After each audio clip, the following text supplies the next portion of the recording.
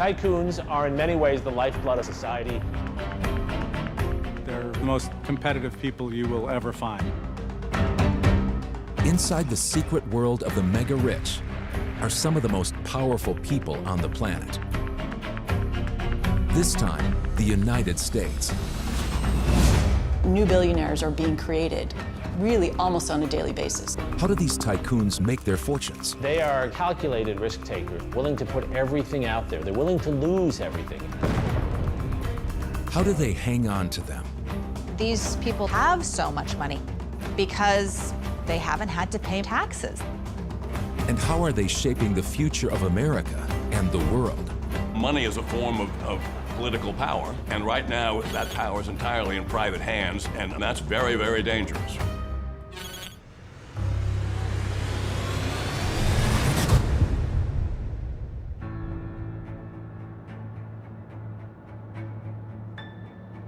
America, the richest country on earth.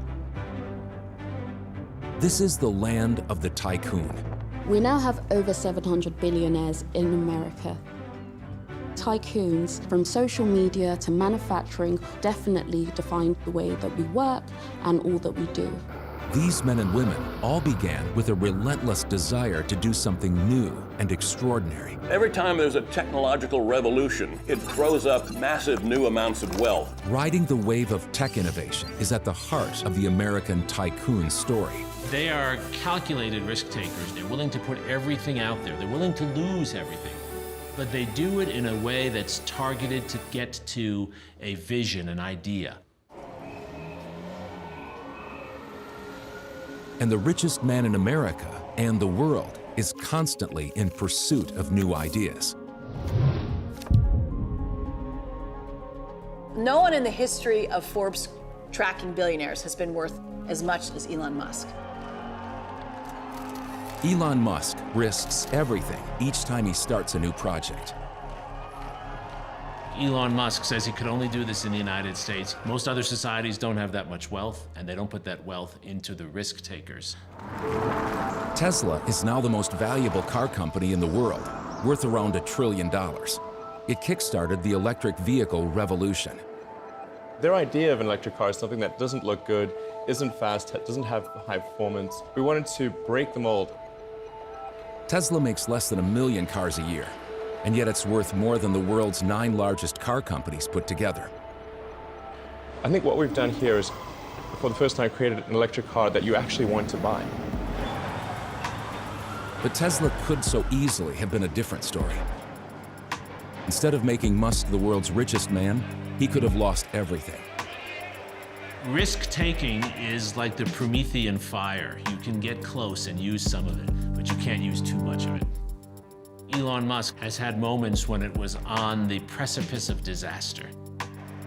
Everywhere you look, the color is red, and no one, it seems, can stop the bleeding.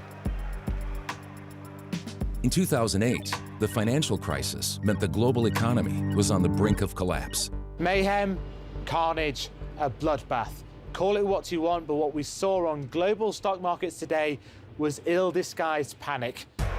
It became impossible for startup Tesla to raise capital. Elon Musk was broke. The most sensible thing would have been to sell. So Musk tweets that Tesla is only 3 days from bankruptcy, that he doesn't own a house, and that he has to borrow money just to keep the company afloat. That's how close they were to disaster.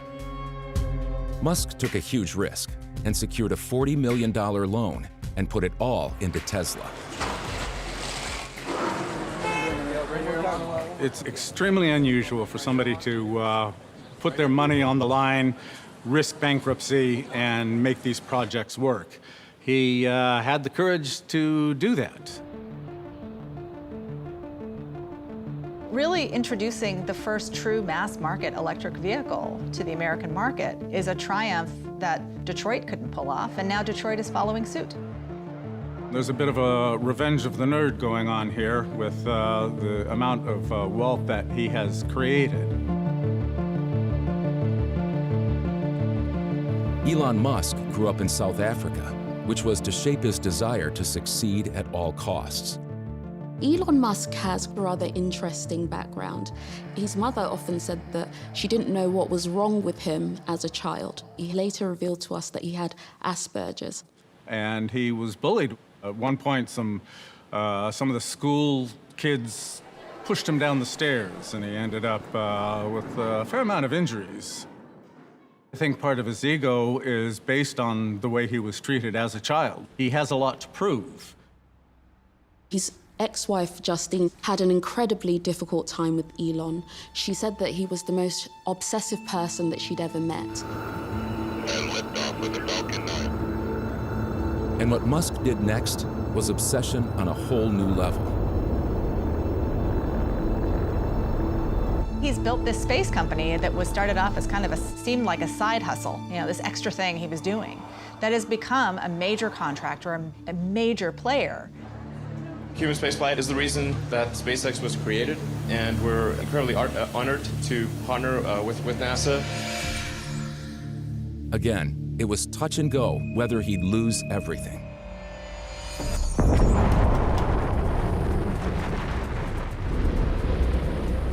He had 3 failed launches and 1 rocket left to try to show that he could get them into space and supply the space station. 4, 3, 2, 1, 0.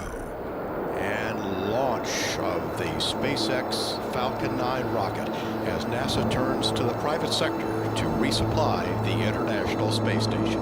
And the 4th one succeeded, and was really a defining moment.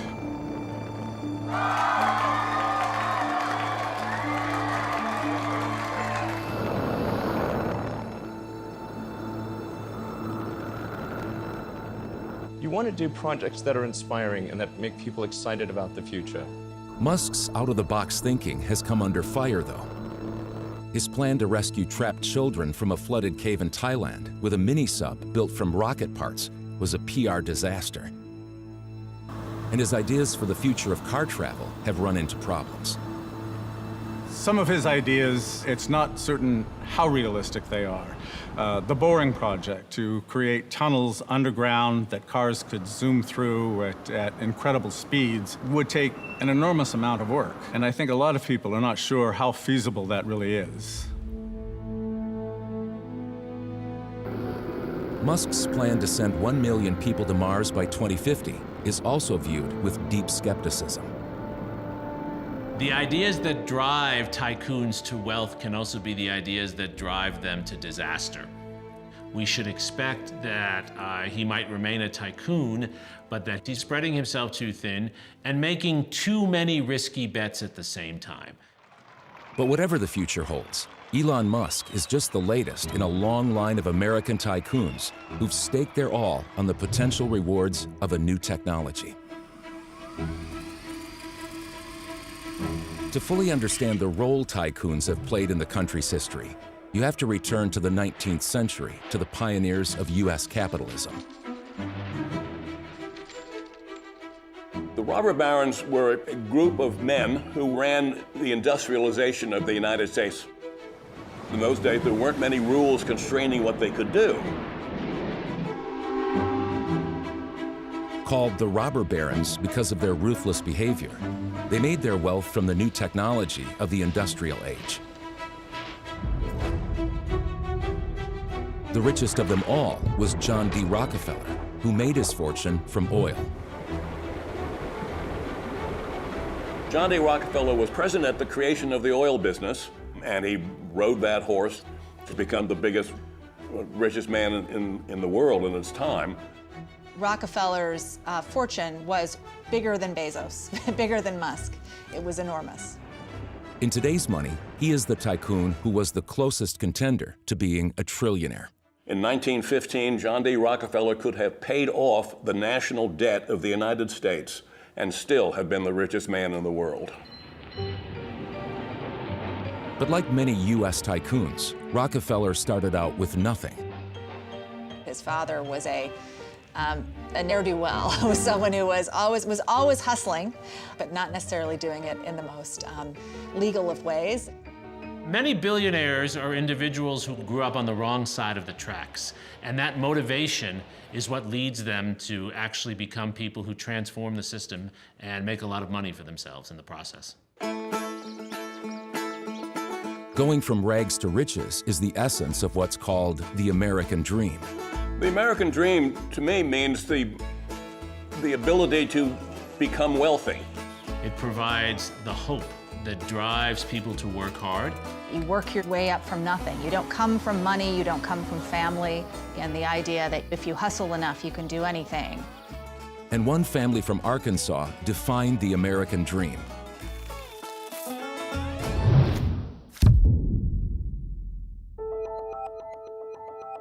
The Waltons are the richest family on earth thanks to their stake in the retail chain Walmart. Founder Sam Walton's 3 surviving children have consistently been in the top 20 of Forbes' rich list. And Alice Walton, his youngest child, is worth $65 billion alone. Alice Walton is the richest woman in the United States. She inherited most of her money, but she also invested her money. She remains involved in many of the Walmart businesses. Sam Walton became the richest man in America in 1985, a position he held for 4 years. Sam Walton is the true rags to riches story. Mostly it's a matter of believing in our people, working with our people, and really trying to do everything we can for their best interest. And they, in turn, come back and take care of our customers and take care of ourselves. Walmart now has around 11,000 stores worldwide and is the largest retailer across the globe. This retail giant started with a small shop in Arkansas. And once again, he made his fortune by using new technology. He was one of the first people who used computers to track his inventory. That allowed Walmarts to become so extremely successful was a very tight control of inventory. So they would buy it at the last minute, sell it as quickly as possible, keep the goods moving. Once Walmart became a giant, they were able to push their suppliers and force their suppliers to sell it at lower prices. He used glossy commercials to attract families. Walmart everyday low prices means everything, every day. Everyday low prices really mean something at Walmart. Every single item in the store, every day. Passing all savings on to consumers to make Walmart the cheapest place to shop was always Walton's aim. He also reinvested profits, allowing the company to grow quickly. So Sam Walton became a cult figure. People saw Sam Walton as the embodiment of the American dream. And everyone in the company said, Mr. Walton, you've got to perform. We did it, now you do it.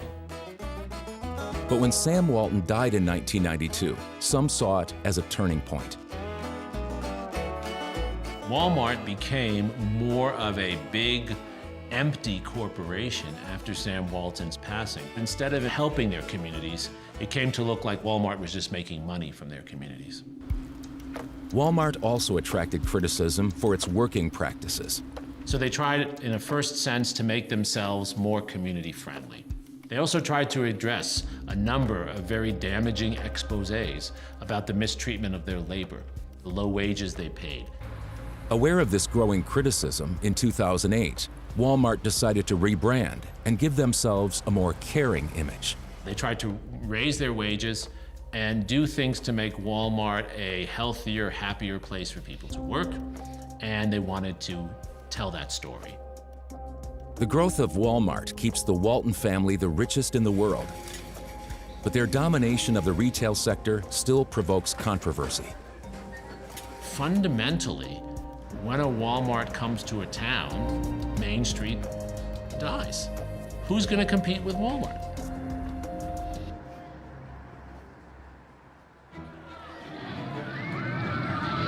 The story of Walmart shows that size isn't everything. Tycoons getting too big and too powerful has been the great American dilemma since the time of robber barons. How to balance business success with the greater good. At its height in the early 20th century, Rockefeller's Standard Oil controlled 90% of America's oil business.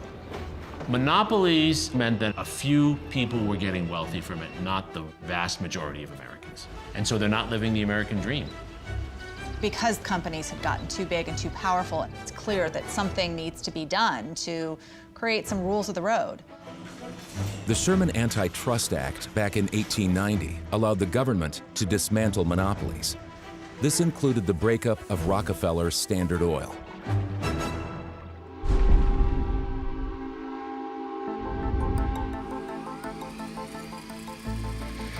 Governments continued to regulate tycoons throughout the 20th century.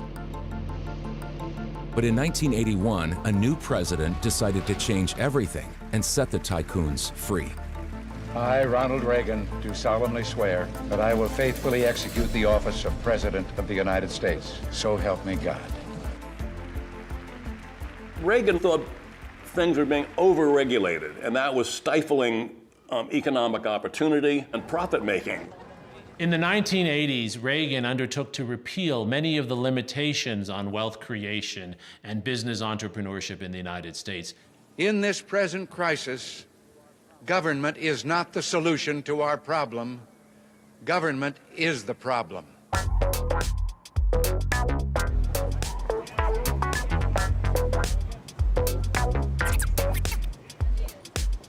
Reagan cut taxes and deregulated markets, hoping the wealth created would improve everyone's standard of living.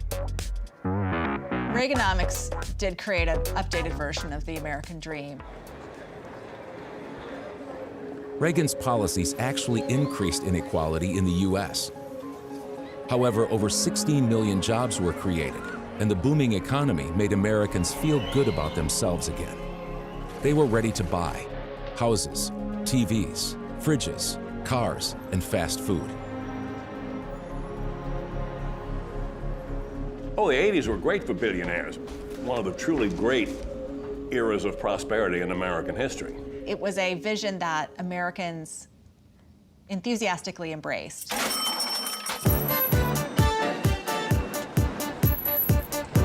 Reagan's policies also paved the way for a new type of tycoon, one who didn't actually make anything.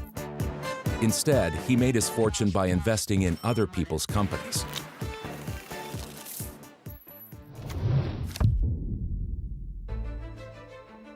Warren Buffett is an example of this new breed of tycoon who becomes immensely wealthy not by building things, but by investing in things.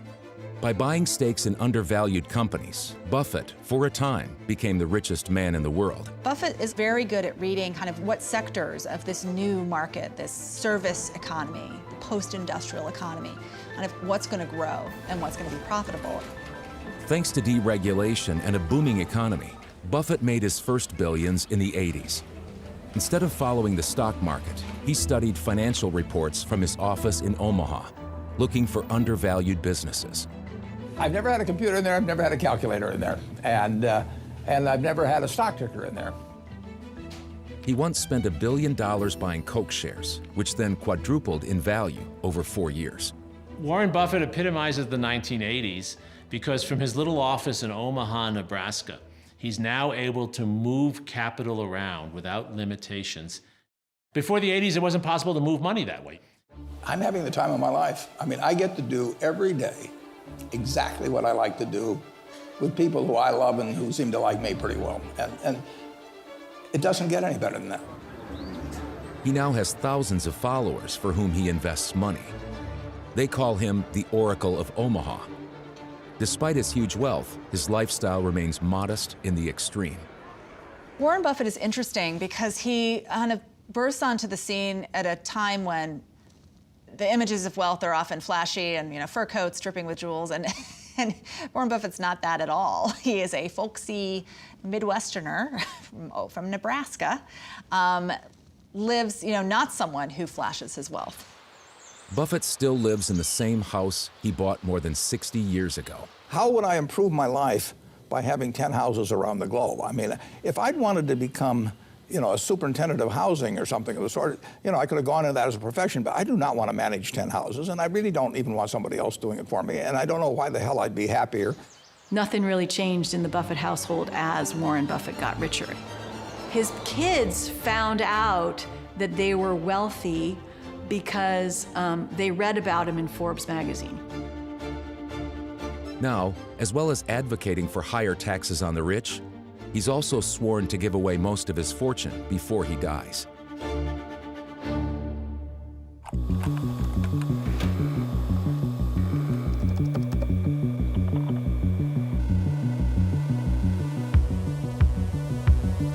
The 1980s was also the beginning of a new technological revolution, the digital age.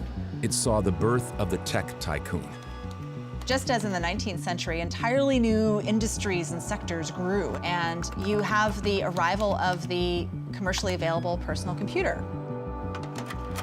Computers make possible things that before were not possible, and that includes the accumulation of enormous fortunes.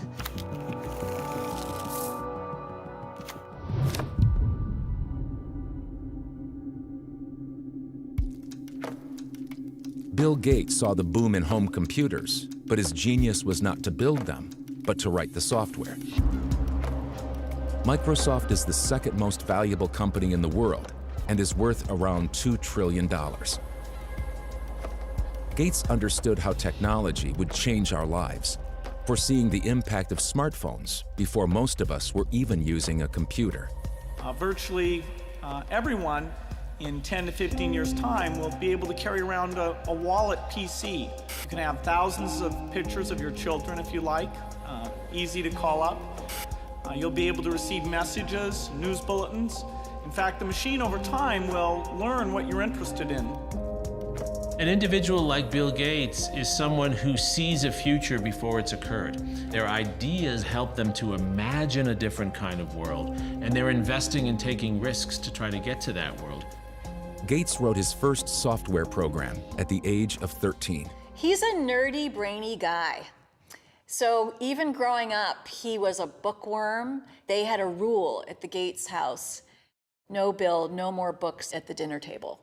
He's sort of one of these child genius type of kids. He dropped out of Harvard in 1975 to set up Microsoft. Gates was creating a company that was selling something that previously had been given away for free. Gates had a very different vision, and he was right. Software was a business. Gates' big break came in 1980 when IBM chose Microsoft software for their computers because it was user-friendly. Bill Gates' software made it possible for you and me to understand how to operate our computers. Microsoft did a deal with IBM that also allowed them to sell the same software to other computer companies, putting them ahead of the competition. He didn't always have the best software on the market. There were other programs that were better, but he knew how to get them out there. Like Rockefeller before him, who ran 90% of America's oil business. At its height, 90% of the world's PCs were running Windows, making Bill Gates America's youngest billionaire at the age of 31. One of the characteristics that Bill Gates has in common with a lot of other tycoons is he's intensely competitive. Part of Microsoft's success comes from that real intense, take no prisoners, we're gonna, we want to win. We're not here to make friends. And it also is something that contributes to their getting in trouble with the Department of Justice. By 1998, when Bill Gates was the richest man in the world, worth $51 billion, Microsoft was being accused of illegally creating a monopoly in the same way the robber barons were in the 19th century. How many of you use a PC without Microsoft's operating system? Gentlemen, that's a monopoly. Because he bundled his own web browser, Internet Explorer, with Windows software, he was accused of crushing his rivals. Silicon Valley companies referred to Microsoft as the Death Star and, saw it as this sort of enemy of everything that was right and good. The antitrust controversy was most certainly the greatest obstacle in Bill Gates' Microsoft journey. His attitude under questioning was a PR disaster. And did you actually read what was in there? Gates is a very difficult person to get along with. He has a tendency to try to denigrate people that he's debating with. You're saying to me that there's more in there and you're just reading me part of it? He did not take seriously the arguments of those who believed Microsoft was too big, who believed it was too predatory, who believed it was stifling innovation. So you were asking me about it without reading me the whole thing? He came to represent the example of the spoiled, narcissistic leader, not the innovative entrepreneur. This court ruling finds the company guilty of acting as a monopoly and stifling competition. Microsoft was ordered to split in two, but on appeal, the decision was reversed. Gates has since said he was naive back then and that he made some mistakes. Even though Microsoft itself was not broken up in the way Standard Oil was, the gold was now tarnished. After the antitrust proceedings, Apple was cool, Microsoft wasn't.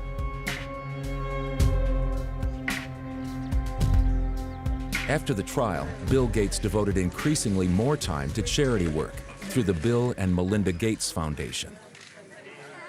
After the lawsuit, just like Rockefeller and Carnegie, Bill Gates went into philanthropy to deploy their great wealth for a greater good. And so the Gates started engaging in some smaller scale philanthropy in the late 90s, and then in the early 2000s founded their foundation, which became immediately the largest in the world. And the goal is by 2040 to eliminate this disease. So the scientists here are part of an incredible, exciting undertaking that will make malaria history. To date, the foundation has given away over $50 billion. Bill Gates has also recruited fellow billionaire Warren Buffett and others to make a pledge to give away their wealth as well. As a philanthropist, he's really had this second act that's very different. His foundation has done extraordinary work at scale, kind of these massive interventions in global health. Bill Gates' philanthropy is an example of how many tycoons are extending their reach into other areas of American life. They're becoming public figures in a way that exceeds their previous reputation as just business people. In the 2020 presidential election, an unprecedented 3 tycoons ran for office. I think Americans of 1910 would have had great reluctance to, let John D. Rockefeller run for president. And I think that there should be the same trepidation about the billionaire dominance of politics now. But it's not just running for election. It's influencing policy as well. Oil barons Charles and his brother David Koch, who died in 2019, are perhaps the biggest examples of billionaires using their wealth behind the scenes. They have funded some of the most conservative politicians in the country. So Koch's money is still very much attached to taking resources out of the ground that often have a negative environmental consequence. And so he has a very strong interest in limiting any government interference in the activities that produce these environmental consequences. They've spent hundreds and hundreds of millions of dollars supporting candidates who spread lies that climate change is a conspiracy. These two brothers are trying to buy America. You could argue that the Koch brothers have been 2 of the most influential political actors in the world in the last 20 to 30 years, yet neither of them has ever held an elected office. The influence over American life also comes thanks to favorable U.S. tax laws, which have enabled tycoons to build their immense fortunes. So a new report reveals the 25 richest Americans, including Jeff Bezos, Michael Bloomberg, Elon Musk, they paid relatively little and sometimes nothing in federal income taxes between 2014 and 2018. Both Bloomberg and Bezos have endorsed the call for a corporate tax rise. One way tycoons legally avoid income tax is by owning shares in their company instead of taking a salary. In 2018, Elon Musk paid no income tax. After the ensuing outcry, he polled his Twitter followers and chose to pay $11 billion in 2021. The American tax system is a grotesque thing right now. It's amended about 4,000 times a year. And of those 4,000 amendments, almost all of them are little favors to people. Congressmen need campaign funds. They have a mutual back-scratching society. I mean, you help me get reelected and I'll help you solve that tax problem. In 2021, 55 of the largest companies in America paid no federal corporate tax. Others have been criticized for not paying enough. Among them is one company whose founder sits just off the top of the rich list. Amazon now ships 15 million parcels a day and has 1.5 million employees across the world. The company dominates online retail, and this is all thanks to Jeff Bezos' obsession with customer service. People ask me, are your customers loyal to you? And I always say, absolutely, right up until the second that somebody else offers them a better service. And I really believe that. Bezos understood from the start that online shopping gave customers much more choice, but also more power. Online, the balance of power shifts away from the merchant and toward the customer. It's because customers have great information online, they can price compare very easily, all sorts of things like that. Also, the customers can tell each other what they find out, so they can use the internet as a megaphone. 30 years ago, Bezos was a banker in New York. He saw the number of people using the internet, then a brand new technology, grow over 2,000% in a year. He realized it was a chance to make his fortune. The biggest sacrifice which Jeff Bezos took was, of course, leaving his career on Wall Street. He had been incredibly successful in finance. By going into this online space, which was relatively unknown at the time, he was taking a massive gamble.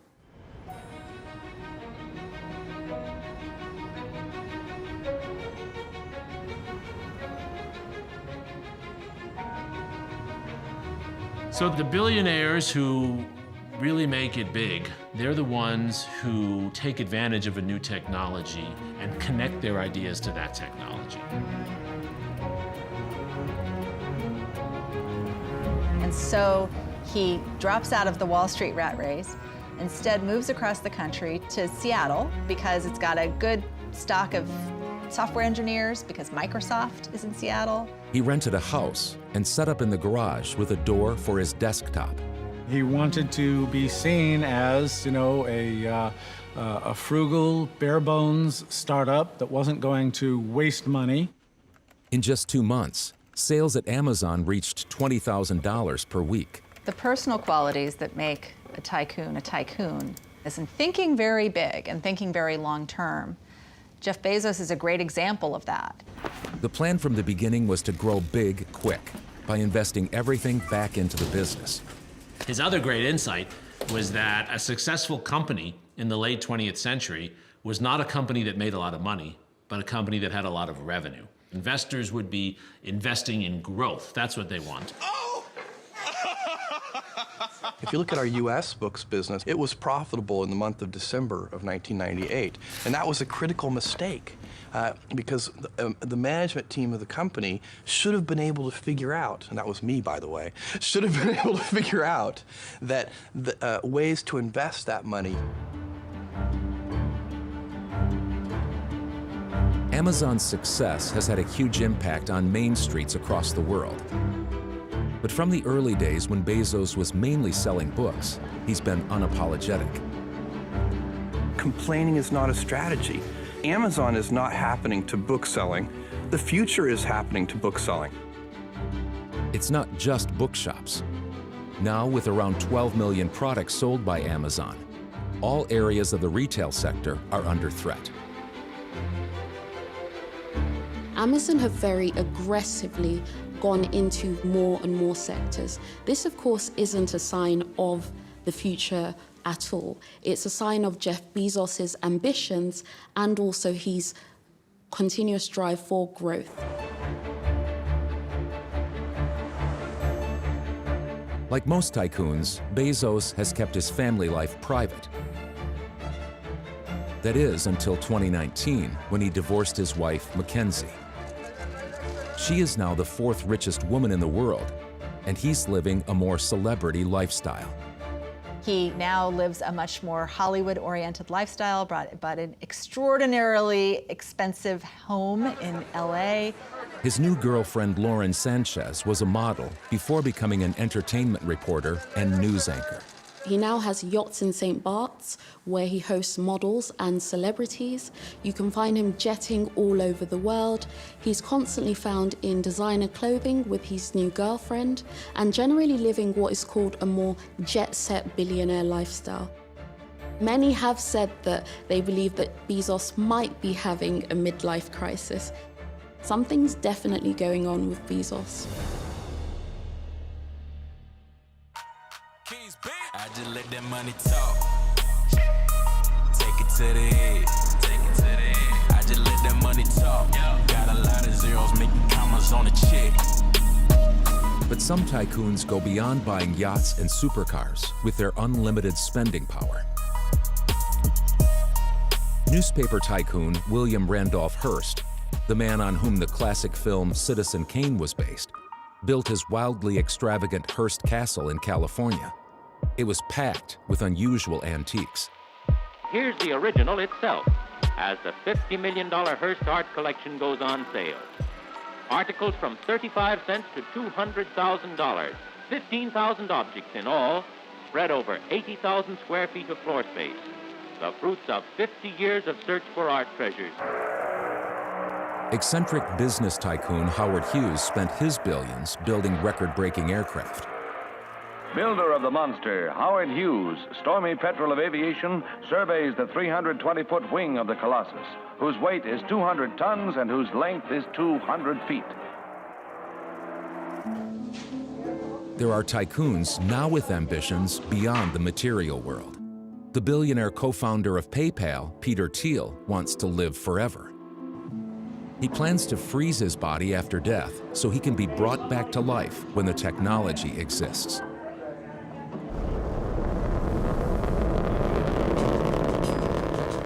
Others don't just want to save themselves, they want to save the planet. We have sent robotic probes now to every planet in the solar system, and we know without any shadow of a doubt that Earth is the best one. This is the best planet.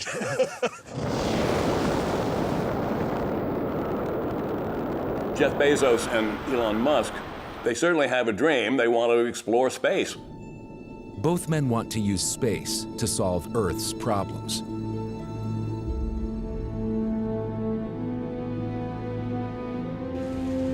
Bezos plans to tackle climate change by moving heavy industry to the moon.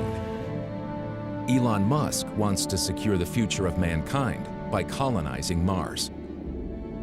History fundamentally bifurcates in one of two directions. Either we are a multi-planet species and out there exploring the stars, or we are a single-planet species waiting around for some eventual extinction event. We need those bold ideas and big thinking. At the same time, the idea that colonizing Mars is the better answer than attending to the problems on Earth is related to believing that technology can make things better. We can engineer our way out of a problem, whether it be climate change or social inequality or disinformation on the internet, that there must be a better fix. Sometimes the answer isn't always more technology. These men are driven by a sense that they are right, that they know what others don't know. And they don't see their own shortcomings, they don't see their own limits.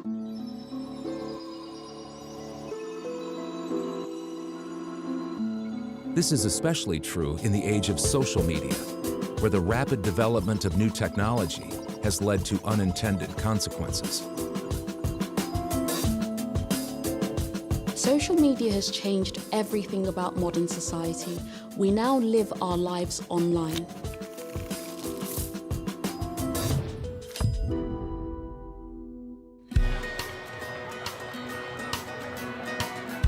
Facebook, which also owns Instagram and rebranded under the name Meta, has connected almost 3 billion people, over a third of the world's population. I mean, the mission of the company is to make the world more open and connected because we believe that everyone is going to have a much better experience when they're doing different things with their friends. The problem is that it is a platform that has prioritized more inflammatory content, privileging the loudest voices in the room. And that contributes to polarization. As head of the company, in 2018, Zuckerberg was called before Congress to address mounting concerns. I think it's time to ask whether Facebook may have moved too fast and broken too many things. Facebook has grown so big, so fast. That much influence comes with enormous social responsibility of which you have failed to act. He can't control the ills of society. He can't control online harm. But it's clear now that we didn't do enough to prevent these tools from being used for harm as well. And that goes for fake news, foreign interference in elections, and hate speech, as well as developers and data privacy. We didn't take a broad enough view of our responsibility, and that was a big mistake. And it was my mistake, and I'm sorry. I started Facebook, I run it, and I'm responsible for what happens here. The overwhelming evidence is that Mark Zuckerberg sees the world only through Facebook's eyes. That he believes his company has the right to do what it does because it's popular. He's shown very little evidence of really taking seriously the concerns people have about hate speech, about data mining. Your every click and everything you do and everything you look at, that is data, and that data is being taken in and being used to sell ads to advertisers. But in doing that, you don't know how much privacy you're surrendering or how much they know about you. The rise of Facebook has been astonishing, but its origins were very modest. In 2003, while still at Harvard, Zuckerberg wrote the software for Facebook in a week. It was an immediate hit. I remember in the first week alone, I'd come home from classes and see that 10% of students at Harvard were logged on at any one point in time. And that was just really cool. So then by the second week, we had all of these people from other colleges around us, like MIT and other colleges in the neighborhood, were emailing in asking if we could release Facebook at their schools too. He dropped out of Harvard, moved to Silicon Valley, launched Facebook worldwide, and within a year hit 5 million users.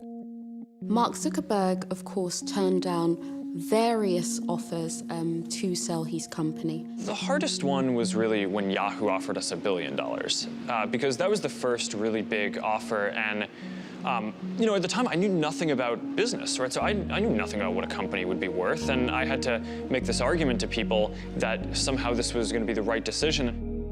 Tycoons go against the conventional wisdom. They always want to get rich, but it's the idea, the passion, that often separates the tycoons from other business people. When he floated Facebook on NASDAQ aged 28, he had gone from a student to being worth $20 billion in 7 years. On this special day, on behalf of everyone at Facebook, I just want to say to all the people out there who use Facebook and our products, thank you. But the phenomenal growth of Facebook continued to bring a raft of unintended consequences. The problem now is that all these platforms, nearly all of them, are so large that they're impossible to moderate. They simply can't be this big and have either human or computer-driven moderation that is effective. Facebook is in a lot of trouble right now. I don't think the government will shut Facebook down, but I think they will intensively regulate Facebook and break it up. At the end of 2021, Facebook user numbers dropped for the first time as users found fresh alternatives. Zuckerberg rebranded as Meta and announced grand plans for a virtual reality metaverse, hoping to lure them back. Markets weren't convinced, though, and Meta lost a quarter of its value in just one day in early 2022.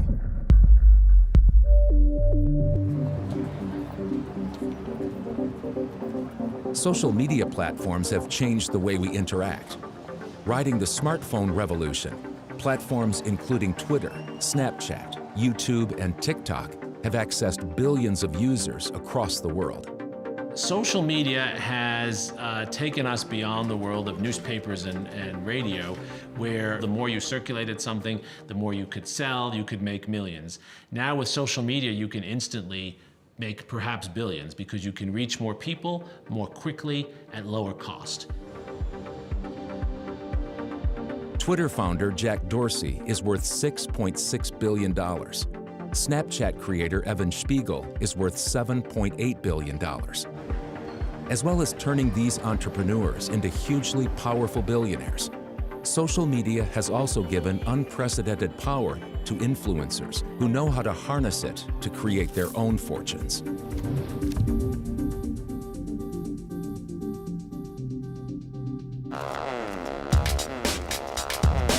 Kim Kardashian has risen from nowhere using reality TV and social media to become one of the most famous, influential, and wealthy people on the globe.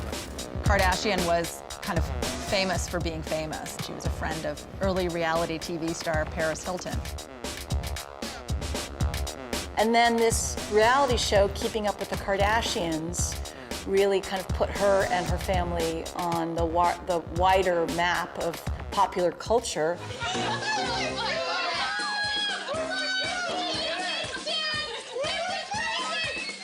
I can't even deal with my mom doing a keg stand. Like, there are no words. The show, Keeping Up with the Kardashians, ran for 20 seasons.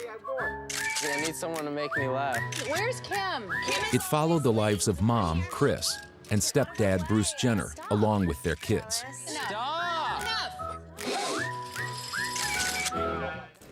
The celebrity it bought her allowed her to promote companies' products. And this is like one of the stores that I love to come to, and it just has like all different styles. I come with my two sisters. There's so many, I get them all mixed up. And we have such different styles, and we always find stuff at Intermix that fit all of our personalities. Yeah, Kim Kardashian is someone who's leveraged social media to make her fortune in really kind of clever ways that have been extremely influential, where you establish a following, you have a certain level of celebrity, and so you start selling things. Her next step was to start selling her own brands, using honest demonstrations of her products on social media. I always had so many products, and I just wanted like a little defined kit of all of my favorite products that could just be really easy. I always do the tip of my nose because it just shortens your nose and makes it look so cute. Many of the beauty trends that have emerged in the last 10 years have come from Kim Kardashian.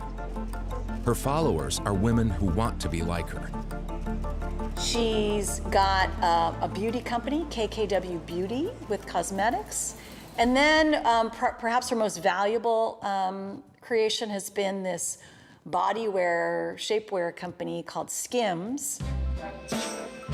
The Skims bodywear company is now valued at $3.2 billion.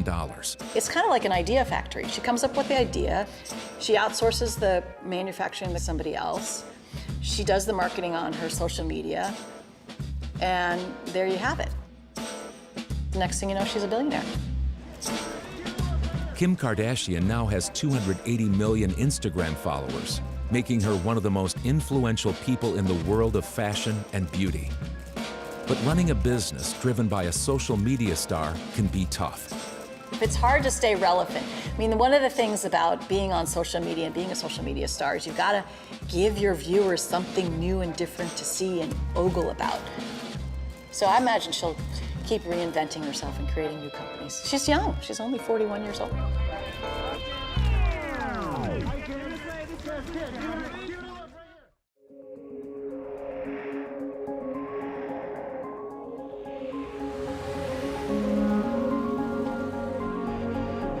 The American dream was built on the back of tycoons and their groundbreaking ideas.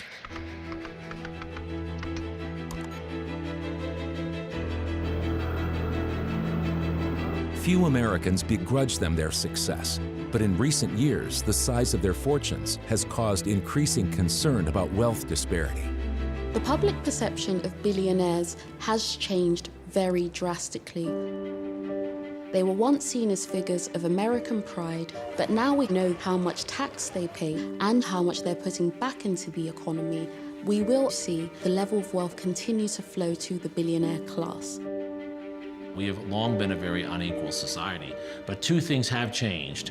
One, the disparities in wealth are so evident, they're so obvious. We see on social media and elsewhere how other people live. So it's in our face, and even more important, there's a concern about mobility. People will accept inequality if they believe they have a chance. This is the American dream, right? In American society today, that's less and less true. The wealth gap between America's richest and poorest families more than doubled between 1989 and 2016. The challenge of our moment is that everyone sees a need for better regulation of wealth, but the people who are in a position to make policy decisions are very dependent on the wealthy. And so they have a disincentive to make those changes. But I think it's going to require a much broader political imagination. Rethinking this sort of same question that American lawmakers grappled with in the early 20th century, which is how do we find a way to balance capitalism with the needs of a broader public? Whether governments find a solution to the wealth gap remains to be seen. However, there's no doubt tycoons will continue to drive the American dream. The United States still has enormous opportunities, enormous resources, enormous talent, and an enormous will to get ahead. And I think that'll see us through in fine shape. Well, there will be many, many more tycoons in the future doing what tycoons of the past have done, taking new technology, finding a new market for it, and building their fortunes and fame based on that. And that's a healthy thing. That's how society changes and evolves.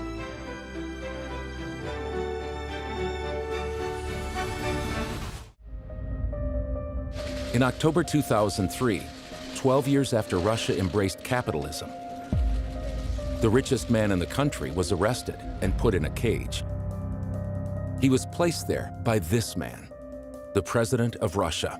Vladimir Vladimirovich Putin.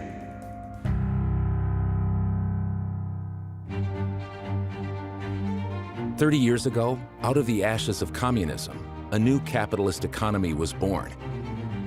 For a brief part of history, it offered hope of a better life for all.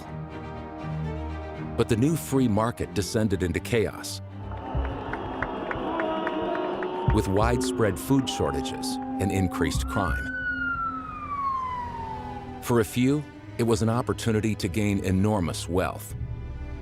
We saw a new super rich class emerge with incredible speed. They live extravagant lifestyles with mega yachts, supercars, and mansions. But their lives are always under the crosshairs of their leader, a ruthless ex-KGB agent who asserts his power. Putin has to be the richest of the rich. He has to be the oligarch, the billionaire, to beat all the other oligarchs and billionaires. Since the invasion of Ukraine, he has demanded their loyalty. But any people, even more so the Russian people, will always be able to distinguish true patriots from scum and traitors. Now the oligarchs face a grave crisis, caught between sanctions in the West and a backlash at home. And no one encapsulates their story better than a former street trader.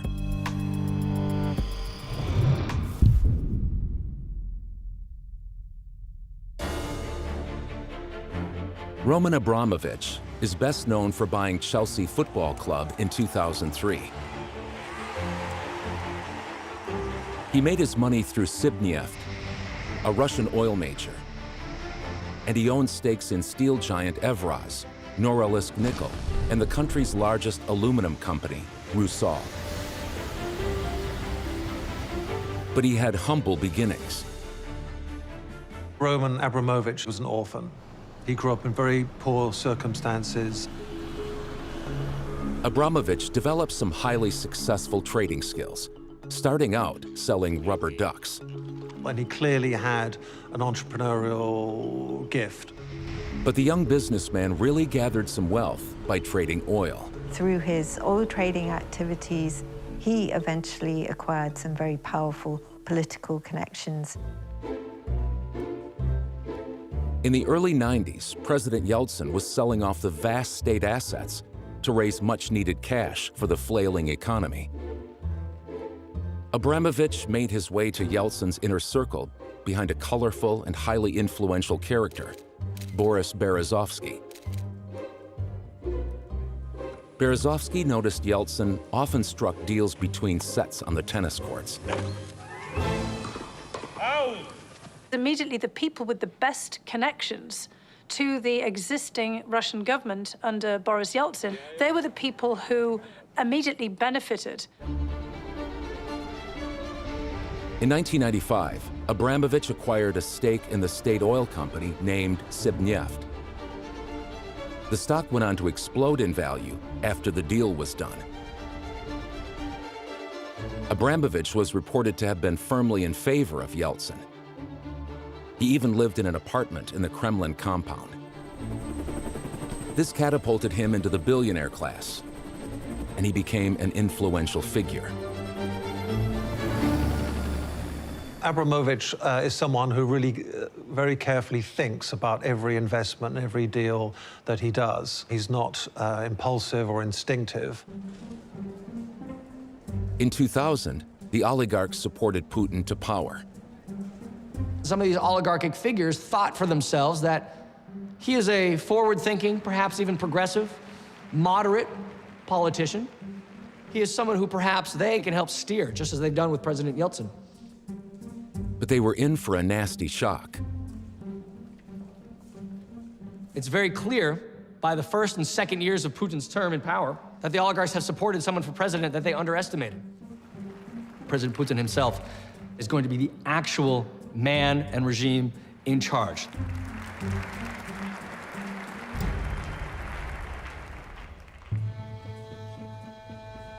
Putin launched a crackdown on the oligarchs. And so he outmaneuvers all of the old-style oligarchs, people like Boris Berezovsky and others who've been close to Yeltsin, who thinks that they can manipulate Putin, and they find out very quickly that they actually cannot. Berezovsky and Putin had a huge falling out, and Berezovsky left the country in 2000. In 2005, Abramovich sold his stake in Sibneft to the Russian government for over $13 billion. Berezovsky tried to sue Abramovich for breach of contract in the biggest civil case in UK history. He claimed that he and Abramovich were part owners of Sibneft. Roman Abramovich, the Russian billionaire, has been defending himself at the High Court in London against accusations that he betrayed a business rival. The allegation is made by Boris Berezovsky, who claims that he was bullied, in effect, into selling oil shares at a fraction of their worth. In statements submitted to the court, he said, "I was not his protege. He was not my mentor. I was quite surprised by his extravagant lifestyle. However, I was never interested in imitating this lifestyle." The judge ruled in favor of Abramovich, saying that Berezovsky had never been an owner. Berezovsky was left close to bankruptcy. Sometimes I had the impression that Putin himself wrote this judgment. Sometimes I had this impression. Less than a year later, Berezovsky was found dead at his country home with a ligature around his neck. The coroner returned an open verdict.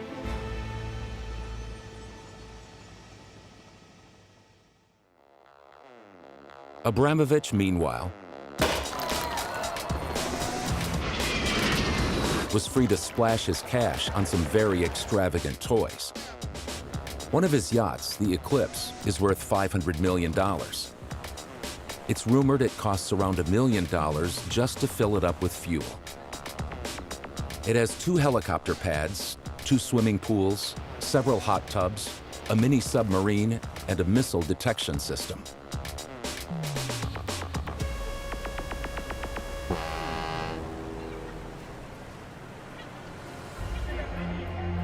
After Putin's invasion of Ukraine, Abramovich's future is uncertain.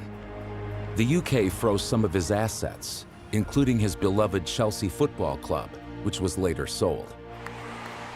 Whether Abramovich will be able to hold on to his billions remains to be seen.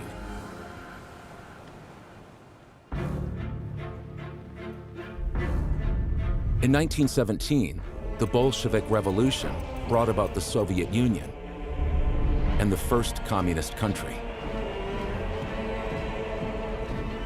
It lasted for most of the 20th century. Following Marxist economic theories, Soviet leaders from Lenin onwards banned private ownership. So Russia started out as a country where all the wealth was held by the state. В этот день звучат слова благодарности Коммунистической партии и советскому правительству за новое проявление заботы о наших детях. Dovii no provii. Trust but verify. The Cold War began to thaw in 1985, when Yeltsin's predecessor, Gorbachev, befriended US President Ronald Reagan. The Berlin Wall came down in 1989, as the world looked on with hope. Troops took control of the key section of the Berlin Wall at the Brandenburg Gate early this morning. They stopped the party, but any hopes they had of stopping the West Berliners destroying the wall were soon dashed, as dozens of young men pulled on a rope and chains. The chant went up, Mauer weg, down with the wall. The Soviet Union was fast-forwarded into the modern era. This first taste of capitalism ignited an entrepreneurial spirit. They filled up their cars, went to China, came back and sold things 10 times, 100 times the price. Russians started wanting a wealthier lifestyle. Then, in December 1991, the Soviet Union collapsed. It begins in the Baltic states, soon extends into Eastern European republics themselves in places like Ukraine, places like Moldova. Every one of the republics has declared independence. There is no more Soviet Union. But the fall of the Soviet Union brought new problems. Gorbachev fell out of favor, and Boris Yeltsin became the new leader of an independent Russia. He inherited a country in dire straits. It was broke. There was very little food in the stores. The banks were on the brink of collapse. The economy was on its knees. And so President Yeltsin and the regime, they desperately needed money. He turned to the West for help. American advisors said, well, what you need is to sell everything off, privatize everything, move to a free market economy, and that's the way forward. Yeltsin issued vouchers to the entire Russian population. They gave a voucher to every person, so there's 150 million vouchers in circulation. The vouchers were to be used to purchase shares in state-owned companies. Only a few knew their true value. Many people wouldn't know what to do with these vouchers. They had to sell them off because they were so poor, and clever people bought a lot of these vouchers and through that could then take over state properties. However, the vouchers didn't solve the need to pay the wages and pensions. Yeltsin needed cash and quick, and one man had a solution.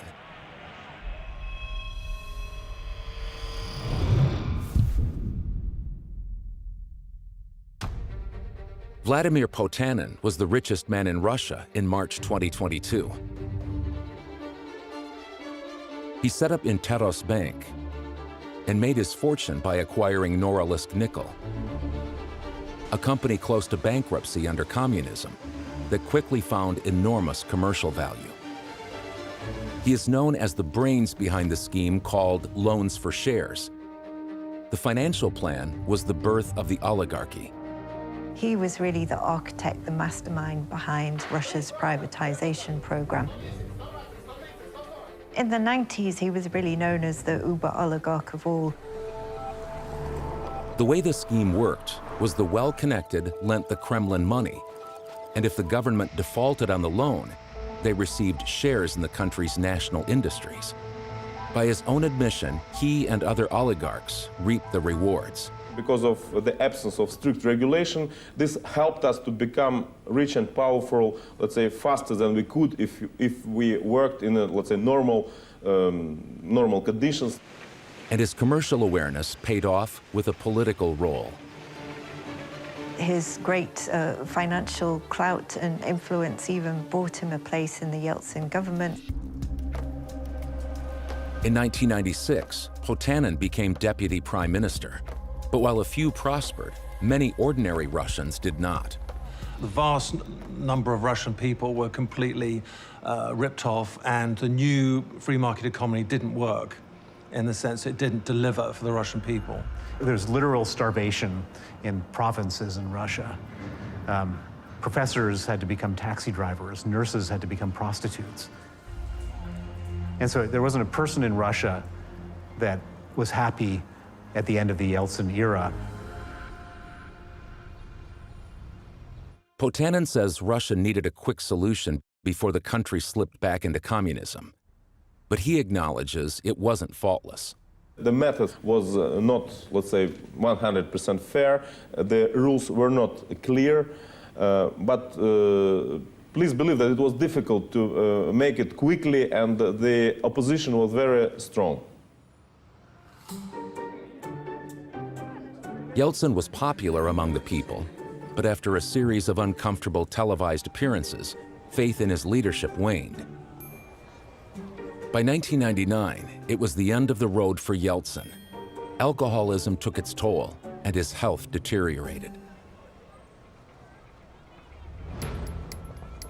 The following year, Vladimir Putin became president of Russia. A new era for the oligarchs began. Born in St. Petersburg in 1952, Putin joined the Russian security services, the KGB, at age 23, and soon worked his way up the ranks. He'd obviously been trained from the very beginnings of joining the KGB as a young man back in the 1970s in what was then Leningrad, to conceal information about himself. He was selected as a potential successor to Yeltsin and took up a place in the administration in 1996.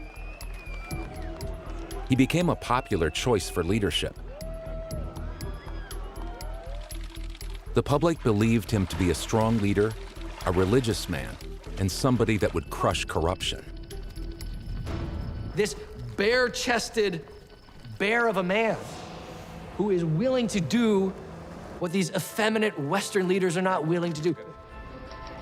The oligarchs supported his rise, expecting him to be progressive like Yeltsin. But Putin had no intention of allowing the oligarchs control over his presidency. Yeltsin fell prey to the machinations of the various oligarchs around him. Putin does not want to be in that position. Putin has to be the richest of the rich. He has to be the oligarch, the billionaire, to beat all the other oligarchs and billionaires. He rallied popularity among the public, presenting himself as a charismatic action man, riding with bikers, flying microlights, spearfishing, cuddling animals and children. He won the public's affections. But his most popular move was reasserting control. His currency? Fear. Вот это государство вы сами и формировали в значительной степени через подконтрольные вам политические и околополитические структуры. Поэтому меньше всего, наверное, нужно кивать на зеркало. He began with a bang by pursuing the most famous oligarch in all of Russia.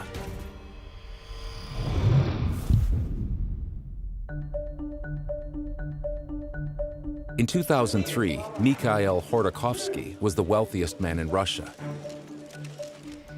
He made his fortune from oil. Khodorkovsky had a background in chemistry and a gift for pioneering new businesses. He's a very smart guy from a technical institution. He's very much an independent thinker, but he was too far ahead of his time. In 1988, he established one of the country's first private banks. He loaned the government money and struck gold when the government defaulted on the loan, and he acquired a 78% stake in the state oil company, Yukos. Yukos Oil Company, it became incredibly profitable and lucrative, and was making billions of dollars.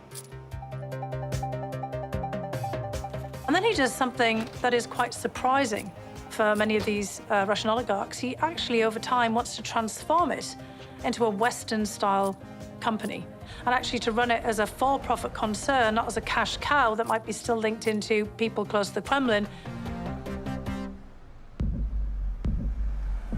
He then used some of his income to fund opposition parties. This was a no-go for the Kremlin. He was seen as a potential rival to Putin. So Putin was persuaded that he should be taken down. The opportunity came when Khodorkovsky openly challenged Putin about state corruption on television. The footage would mark a historical turning point. Масштабы коррупции в России в районе 30 миллиардов оценивается долларов. Это 10-12% ВВП. Putin appeared to issue a quiet but devastating counterattack, accusing him of tax evasion. Некоторые другие нефтяные компании, как, например, компания Юкос, имеют сверхзапасы. Как она их получила, это вот вопрос вполне обсуждаемый сегодня нами темы. В том числе и, значит, такие вопросы, как уплата или неуплата налогов. Мы с вами обсуждали в свое время. Then, on October 25, 2003, Khodorkovsky's life was turned upside down. Khodorkovsky was on his private jet. He landed on the runway, and his jet was surrounded by members of the Federal Security Service. They arrested Khodorkovsky.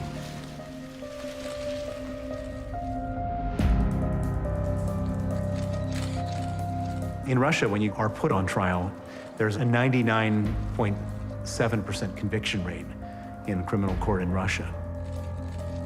And then Putin allows the television cameras to come in the room to film the richest man in Russia sitting in a cage. And this had a profound effect on all the other oligarchs. Imagine that you're on your yacht, you're parked off in Antibes, France, flick on CNN, and there you see a guy far smarter, far more powerful, far richer than you, sitting in a cage. What's the natural reaction? You don't want to sit in that cage for yourself. Khodorkovsky was found guilty of fraud and sent to jail. He claimed it was a political persecution. So Khodorkovsky sits in essentially a gulag for a good decade to warn other oligarchs of the limits of their ownership and the limits of their commercial independence.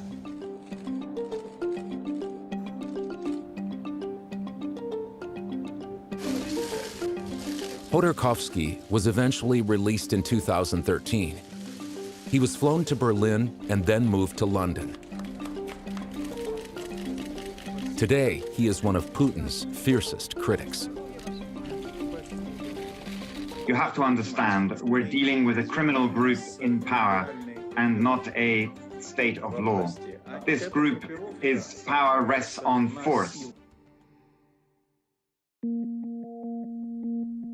Bill Browder knows what it's like to be on the wrong side of Vladimir Putin.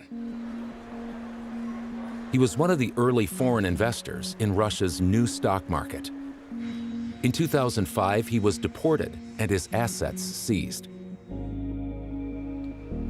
He testified about the impact of Khodorkovsky's trial in front of the U.S. Senate Judiciary Committee.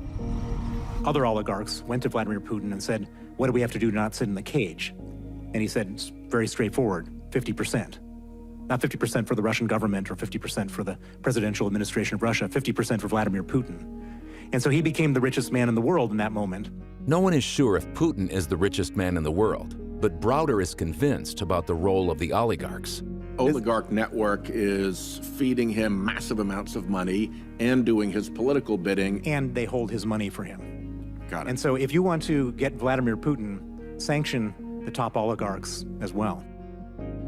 In response, other oligarchs from the time have strenuously denied Browder's claims, while investigative journalists have tried to get to the bottom of Putin's purse strings.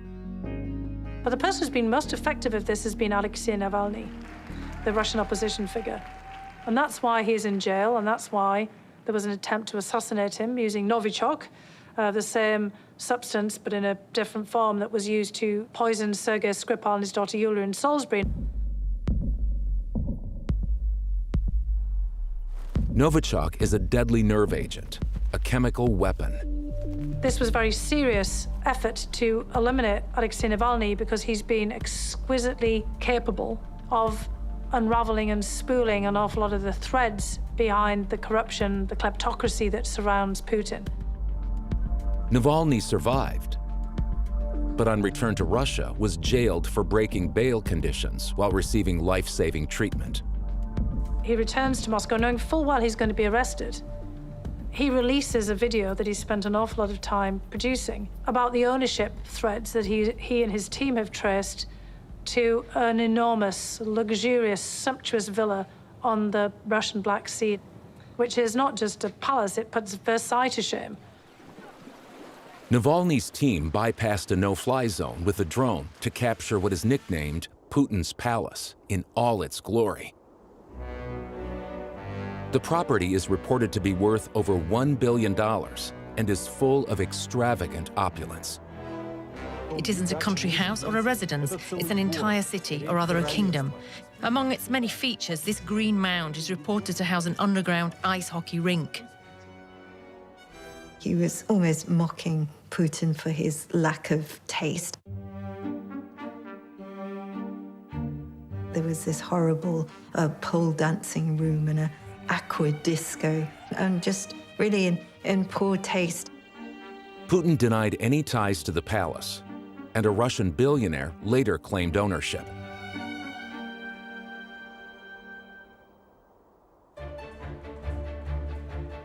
And in March 2022, as the bombs rained down on Ukraine, Navalny was given a further 9 years in jail.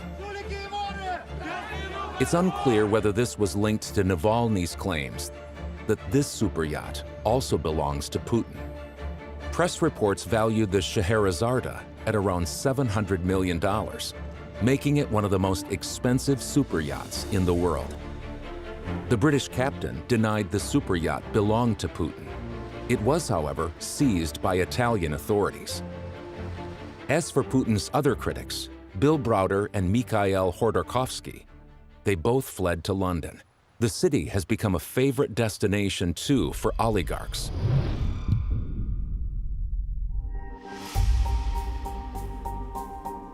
Alexander Lebedev made his money buying the Russian National Reserve Bank and acquired investments in Gazprom and Aeroflot. Alexander Lebedev is a former KGB officer. He was stationed in London in the late Soviet era in the Soviet embassy. He's since been able to establish a great deal of clout within London's establishment itself. Alexander Lebedev's road to riches began when he was stationed at the Soviet embassy in London from 1988 to 1992. His job as a KGB officer was to really gather economic intelligence, commercial intelligence in terms of the British economy. He was a very smart guy, understood economics, and he realized that there were opportunities to become very wealthy. By 2008, he was a multi-billionaire.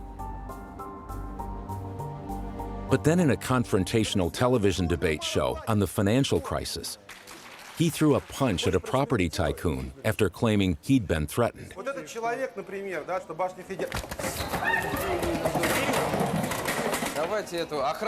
He was charged with hooliganism. I was under investigation by 8 investigators for something I did in public under 14 cameras with 300 witnesses. And I was expecting my sentence, risking 5 years in prison. I got 130 hours of community service, but I really became much quieter for a few years. Maybe perhaps I've lost most of my business. He became a publisher rather than a luxury-loving billionaire and seemed relieved to lose that badge. He came off the Forbes list, and I'm so happy. I never bought anything in the south of France. Boats, I don't like it. Then in 2009, he bought the loss-making London paper, the Evening Standard, for £1 British. Alexander Lebedev saw the acquisition of the Evening Standard and later the Independent as a way of enhancing his influence in the UK. It wasn't a commercial, profit-making enterprise. Lebedev disputes such claims. He and his son Yevgeny have raised considerable sums for charity, including a foundation promoting a free press. He organizes charity events and lavish parties, inviting the rich and famous. Yevgeny became close friends with Boris Johnson, and they famously spent a night on the streets of London. The much publicized footage showed the two playing to the cameras, but the rapport between them was clear. This may look like a bit of a stunt, and in a way it is. Of course it is a bit of a stunt. You know, we are just getting a tiny idea of what it's like to sleep out. I trod in a big puddle over there, so I got slightly wet. Right foot. I saved your life. Russian oligarchs understood the importance of having good relations with politicians here. The Evening Standard supported Boris Johnson during his time as London mayor. Boris Johnson invited out to the Italian villa owned by Evgeny Lebedev and went there on quite a few occasions for parties, and then, you know, became closer and closer, and eventually Evgeny Lebedev was awarded a peerage. Today, the former KGB officer's son sits in the House of Lords. He was given his peerage for his services to charity. The appointment caused a stir in the UK Parliament. On the 17th of March 2020, when British intelligence reportedly warned against the granting of peerage to the Prime Minister's close friend and now Lord Lebedev of Hampton and Siberia. So can he tell the House what changed between the security warning and the appointment? Boris Johnson denied intervening over Lord Lebedev's peerage. And Lebedev himself denies he poses any threat to national security. The Lebedevs are not the only Russian tycoons who have made London their new home.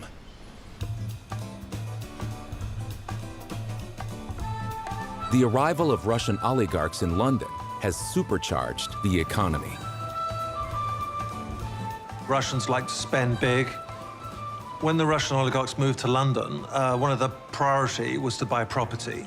As a bolt hole, their favorite areas would be Knightsbridge, particularly if it was close to Harrods, if they have properties within the heart of the British establishment, which is Mayfair, Belgravia, Kensington, Chelsea, and those areas they feel accepted.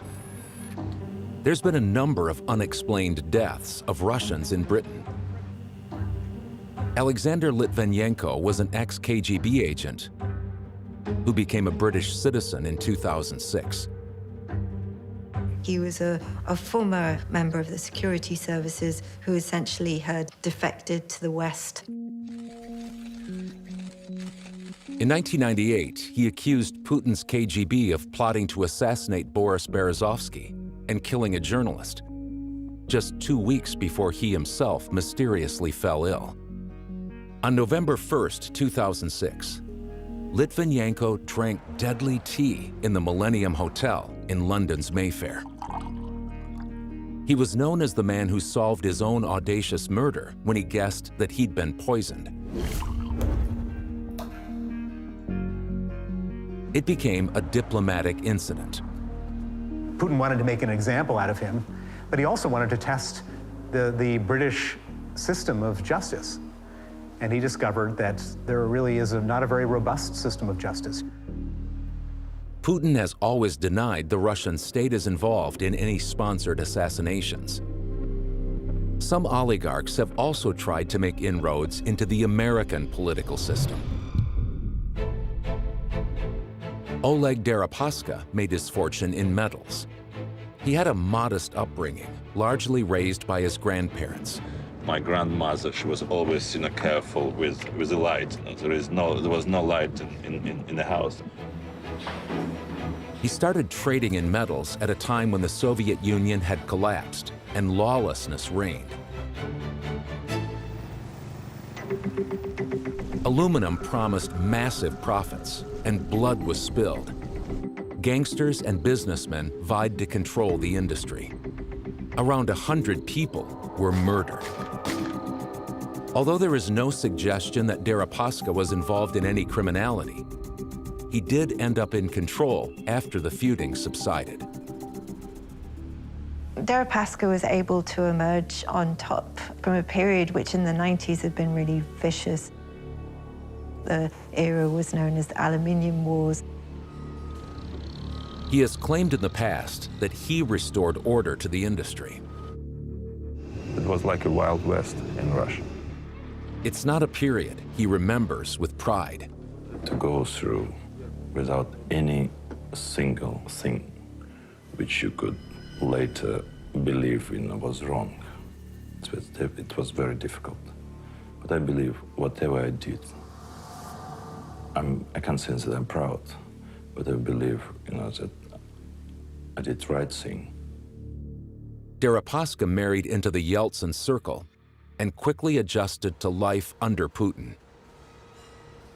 The Kremlin had taken control of law enforcement. Most businessmen only owned their businesses through the Kremlin's grace. Deripaska managed to maintain a working relationship with Putin. The oligarchs are now going to be subservient to the state itself. And this is a shift, this is a new dynamic. Putin showed who was the boss on national TV after Deripaska shut down a metals plant, leaving workers without wages. Считаю, что вы сделали заложниками своих амбиций, непрофессионализма, а может быть просто и тривиальной жадности. Deripaska was called up like a naughty schoolboy to sign an agreement to reopen his plant.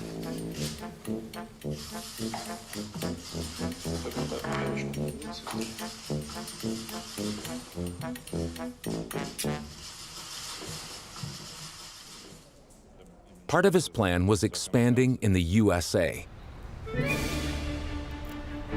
And in 2003, he hired former Senator Bob Dole to lobby on his behalf. He's able to go to one of the leaders of the American Republican Party and say, I would like to give you a slice of my newfound wealth in order to access your country, your policymaking apparatus. Dole agrees, Dole takes the money, and the doors of the United States of America are suddenly open to Mr. Deripaska.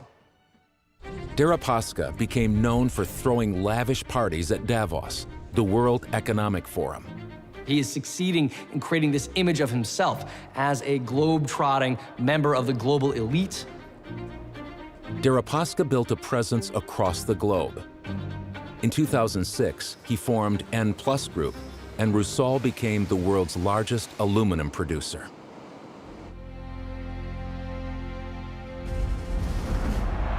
He really hit the headlines with the Mueller inquiry into Russian interference in the 2016 US presidential election. He was very close with Paul Manafort, who was the former head chief of staff in the Trump campaign. The investigation into alleged links between Donald Trump's election campaign and Russia has taken a dramatic turn, with the news that his former campaign chairman, Paul Manafort, had been indicted by a federal grand jury. Manafort was sentenced to 7 years in prison in 2019. Traitor! His convictions included tax fraud, bank fraud, money laundering, and unregistered lobbying. A year later, he was pardoned by President Trump. The US imposed sanctions on Rusal, N+, and seized some of Deripaska's assets in 2018. Oleg Deripaska denied all the charges leveled against him. He attempted to clear his name by suing the US Treasury. Reporters asked him about the case. And I know that I was punished only because I was a Russian businessman. There was no other Russian explanation. And I hope to see what they will present in court, when they need to present their answers. The suit was unsuccessful. But the U.S. Treasury under Trump did lift the sanctions on Rusal and N+ after Deripaska reduced his majority ownership. Trump's relationship to Putin has been much discussed. And so Putin was really more of an image for Trump of something that he wanted to be himself. He had degrees of autocrat envy. And he certainly saw Putin, on that surface as being the richest of the rich, potentially the richest man in the world, running a country as if it was his own asset. And so he also saw him as being not just fabulously rich, but fabulously powerful. And as for Deripaska, he has come a long, long way from being simply a rising businessman with close ties, allegedly, to organized crime. And in 2021, Deripaska suffered further trouble in the U.S. when the FBI raided his homes in New York and Washington, D.C. And when Putin invaded Ukraine, the UK imposed further sanctions on Deripaska, freezing his assets there too. What we've concluded is that there is enough connection, enough of a link between the Putin regime and the individuals in question to justify the action. I can see that people connected to the Putin regime need to be sanctioned, and that's what we're doing.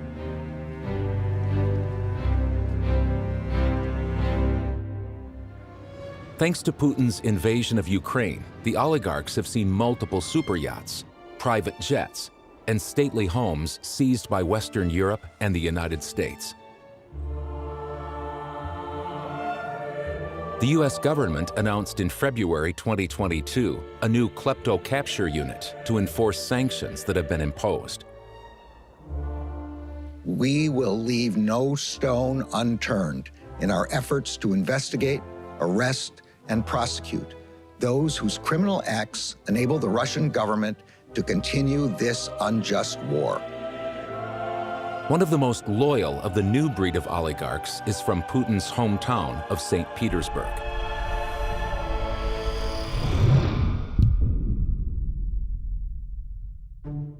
Yevgeny Prigozhin is alleged to have made his money from large catering contracts with the Kremlin. Out of the most recent oligarchs, those who were closest to Putin, Mr. Prigozhin is probably the most interesting, perhaps the most obvious candidate for scrutiny. Prigozhin is actually, by all accounts, a pretty talented guy. He is, by all accounts, an incredibly talented chef. In fact, he is known as Putin's chef. He served jail time for robbery, fraud, and involving minors in crime. After his release, he became a hot dog vendor before segueing into the restaurant business. Putin became a regular patron of his restaurants, and Prigozhin became a confidant. He received large contracts to feed Russia's schools and military, as well as catering for state banquets. And in 2002, President George W. Bush was a guest, with Prigozhin always by Putin's side. I had a rather unexpected encounter with Mr. Prigozhin that I was unaware of until I saw some footage. I'm sitting next to Putin at one of these expert dinners, and Mr. Prigozhin is the person who's serving us with the food. And I hadn't realized that the whole time that I'd been at this dinner, which was all heavily staged and orchestrated, Mr. Prigozhin was part of all of that staging and orchestration, was in charge of all of the catering. Quite whether Prigozhin's role was purely food-related is a little murky. History would later see him accused of cooking up some very different recipes for the Kremlin. He begins moving into a new space entirely, the social media space. Prigozhin was accused of attempting to sway the 2016 U.S. general election by creating something called the Internet Research Agency. He was someone who could foresee the impact and influence of social media in and of itself. In 2018, the U.S. Department of Justice indicted 13 Russians connected to the agency. The defendants allegedly conducted what they called information warfare against the United States. 12 of the individual defendants worked at various times for a company called Internet Research Agency, LLC, a Russian company based in St. Petersburg. Yevgeny Viktorovich Prigozhin funded the conspiracy.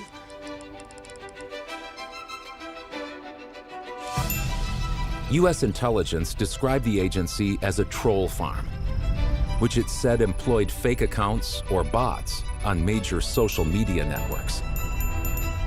These were Russian trolls sitting at keyboards in St. Petersburg, targeting American tensions to sow chaos across the board. They used stolen or fictitious American identities, fraudulent bank accounts, and false identification documents. According to the indictment, the Americans did not know that they were communicating with Russians. A lot of it was really amplifying the really hot-button topics and the divisions and cleavages that have emerged, for example, gun rights, abortion, religious identity. Prigozhin denied interfering in the 2016 election, saying, "If they want to see the devil, let them." In 2020, U.S. intelligence also announced that Prigozhin was believed to be behind a private army called Wagner. He has been connected to all number of other extraterritorial Kremlin interests. The Wagner Group has been heavily involved in operations overseas for Russia, where the Russians don't want to risk conventional military forces. Military analysts say Wagner offers Russian military plausible deniability. Prigozhin was sanctioned by the EU and the UK for alleged links to Wagner activities. The EU accused Wagner of serious human rights abuses, including torture. In 2021, the FBI offered $250,000 for information leading to the arrest of Prigozhin. He has been identified by the highest levels of the American government, one of the most successful players in Russian efforts at destabilizing Western countries, including the United States of America. Prigozhin has always denied any connection with Wagner activities or any wrongdoing. In recent years, intelligence services have been closing in on Putin's finances, and so have journalists. In early 2016, hundreds of journalists around the world published an unprecedented look into the world of the offshore economy. This was known as the Panama Papers. At its heart was information leaked from a firm called Mossack Fonseca. It was a law firm, an offshoring firm based in, as the name says, Panama, providing offshoring and anonymous wealth services to any client around the world. In March 2018, Mossack Fonseca said it was shut down as a result of reputational damage due to the Panama Papers leak. It denied any wrongdoing. In 2020, prosecutors issued arrest warrants for its partners on charges of accessory to tax evasion and forming a criminal organization.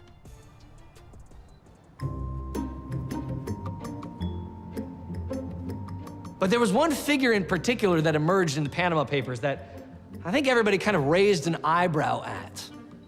He wasn't an especially well-known figure, certainly for his politics or even for his wealth in and of itself. He was known, of all things, for his musical talents.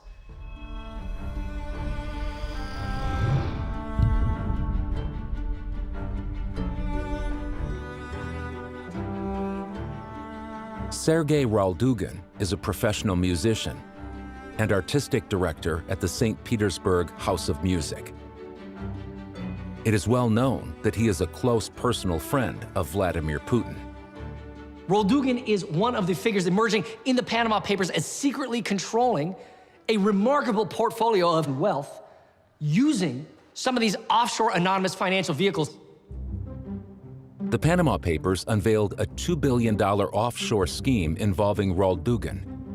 Some question whether there was more to this than meets the eye. Putin claimed the transactions were for buying expensive instruments. Roldugan denied wrongdoing, saying any wealth linked to him was donations from businessmen to buy musical instruments for young Russians. Вот то, что Сергей Павлович купил, Roldugan, он купил там, по-моему, 2 скрипки, 2 виолончели. Это уникальные вещи. Последнюю, которую он приобрел, ну, я скажу, потому что это было уже в интернете, около $12 миллионов. Putin's finances have long been the subject of speculation, as has his relationship with some Russian oligarchs. But as billions are wiped off their collective worth as a result of Putin's bloody war, that bond faces its greatest test. Perhaps it was the oligarchs he was referring to in this angry address. I do not at all judge those who have a villa in Miami or on the French Riviera, who can't do without foie gras, oysters, or the so-called gender freedoms. But the issue here is not in that, but in the fact that many of these people, by their very nature, are mentally located exactly there, and not here, not with our people, not with Russia. So I think Putin does see himself as a czar in many respects. He sees himself as a historic figure, carrying on at least the legacy of the czars. The oligarch's ability to straddle the fence, enjoying the best of both worlds, is over. In the words of a Russian proverb, there's no escape from fate. There are never happy endings to Russian stories. And there's not going to be happy endings for most of the Russian oligarchs. It's a terrible dog-eat-dog world to get where they got, and it's kind of hard to see happy endings for most of these people.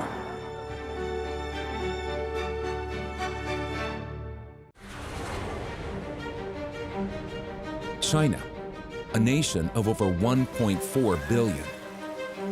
It's generating over 200 billionaires a year, faster than anywhere else in the world. China is a kind of billionaire factory. Today's China has been coined the Bling Dynasty. It's an explosion of ostentatious wealth after decades of oppression. I watched China go from bicycles to Bentleys. The fanciest clothes, handbags, lots of different jewelries, up to tens of thousands of dollars. And the people driving this incredible growth are China's tycoons. These men and women are changing the world and the way we live in it. You know, China moves fast. It's got so many people and so much ambition and so much skill. But China's tycoons are facing a new threat.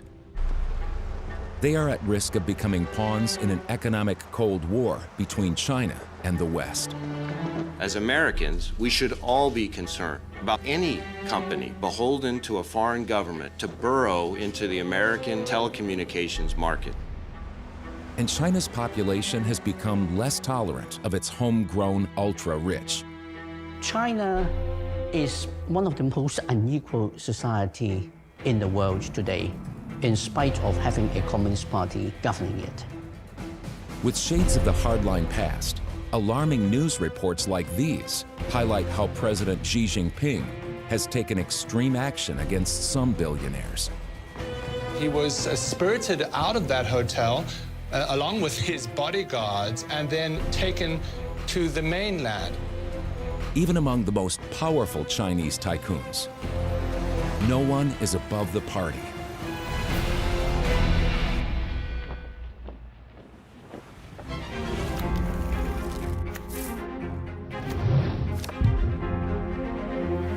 Jack Ma was one of the planet's wealthiest men. He formed the online marketplace Alibaba in 1999.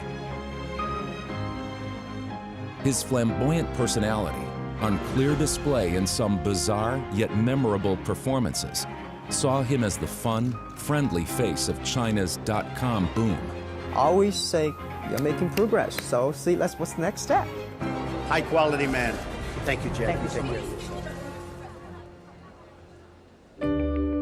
Alibaba connected China to markets around the world. China used to sell everything from textiles to fruits to heavy machinery to technology to toys. They've taken away the need to travel to China to go to a manufacturers. You don't have to do that anymore. You use Alibaba. Alibaba came from nowhere to break New York Stock Exchange records in 2014. The listing made Ma the richest man in China. And to make a splash the size that they did, it had enormous symbolic value within China. And the man behind it became China's most famous, most extrovert tycoon. His performances are eccentric and extravagant. But who really is the man behind the mask who rocked global stock markets? Ma Yun, or Jack, was born in 1964 in Hanzhou in southeastern China. His upbringing was full of hurdles. The story of Jack Ma is really the story of China. People said he wasn't smart enough. People said he wasn't capable enough. People said he was harder working than he was maybe capable, but he was persistent. In 1972, an event happened that changed history and Ma's life. President Nixon broke tensions by visiting China. He visited Ma's hometown, and this visit created a tourist mecca overnight. Jack Ma offered to take lots of foreigners around the city on free tours if they would teach him English. These Western tourists opened my mind because everything they told me are so different from the things I learned from the schools and from my parents. Ma realized his route to prosperity was by connecting with the West. But he had many setbacks on the way. He was not an academically gifted student. I failed primary school test for 2 times, and I failed 3 times for the middle schools. He famously wrote to Harvard 10 times, rejected every single time. There's a great story that when KFC finally came to Hangzhou, every single person got the job but him. When I tried to be a KFC person, rejected. When I tried to be a policeman, rejected. I want to be a hotel waiter, rejected. So I get used to it. As an entrepreneur, one of the quality I have is that when I'm rejected by people, I get used to that. Amateur video shows Jack's popularity in his first job as an English teacher. But it was a trip to the US in 1995 that he saw a way to make it big. A friend showed him the internet. His first efforts with what he learned were caught on camera. And my friend said, this is internet, search whatever you want. So I searched the first word, beer. I don't know why, because it's easy to spell, baby. But there's no beer from China. So we made a small, very ugly looking page called China page. I got a phone call from my friend. He said, Jack, you got 5 emails. I said, what is email? Jack Ma realized the web could connect foreign businesses to China. He came back to China and Alibaba turned into this e-commerce behemoth. At home, Ma became incredibly popular. But some began to say the fame had gone to his head.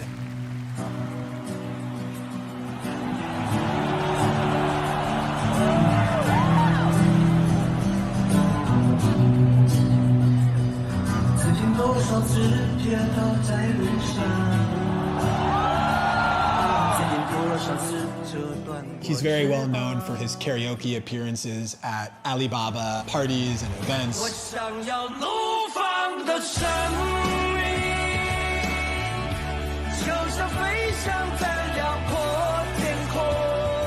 That became more and more eccentric as time went on. But is he sort of like this billionaire playboy?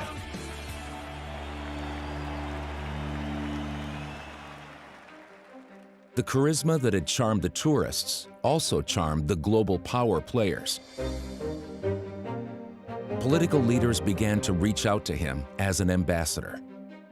He was very, very visible, not just doing TED Talks, but also with political leaders. I'm starting to pitch already. Those are the kind of things that the government does. One of the most talked about encounters was in early 2017 when he met the president-elect. Jack and I are going to do some great things, small business, right? We'll focus on small business.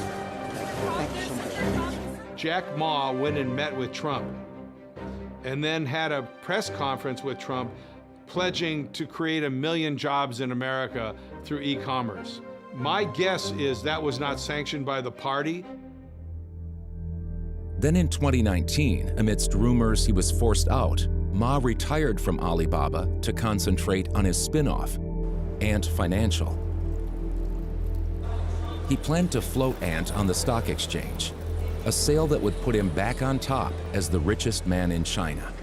The IPO of Ant was pulled at the very last minute.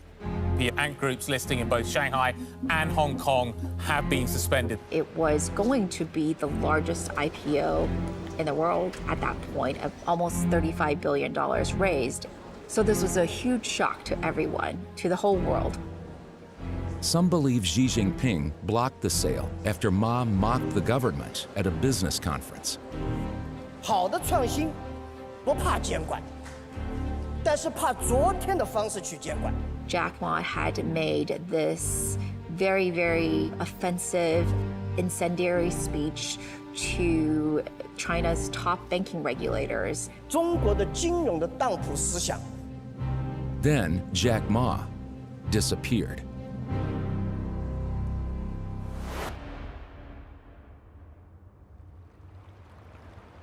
They had to make an example of him because he was the biggest, the most admired, the most successful in people's eyes.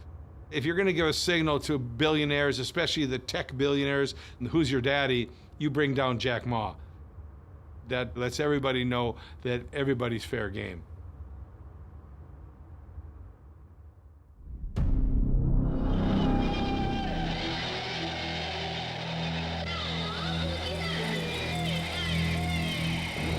The man who brought the Communist Party to power in 1949, vowing to eliminate capitalism and class, is Mao Zedong. Families were stripped of their wealth and many brutally killed. The banning of private farm ownership also led to tens of millions dying from famine. The first 25 to 30 years of Communist Party rule under the Mao Zedong, China underwent some pretty horrific experiences, including the Great Leap Forward, where in about 3 years, 40 million or more people starved to death.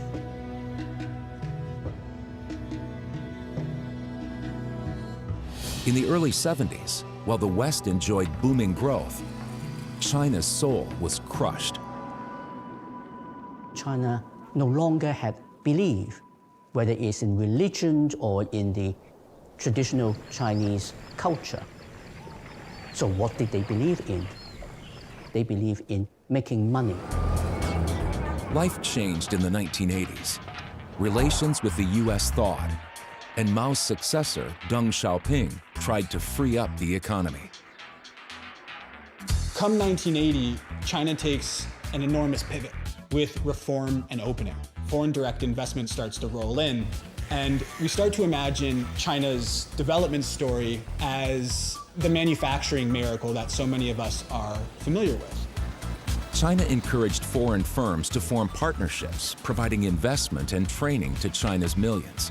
These companies could tap into China's vast, skilled workforce. You see these companies moving to China as a means of accessing cheap labor, cheap land, cheap production. Multinationals from all over the world came in. China was the new gold rush.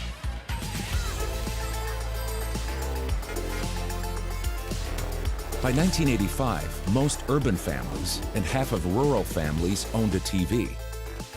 For a few, Hollywood provided glimpses of the free world and dreams of a better life.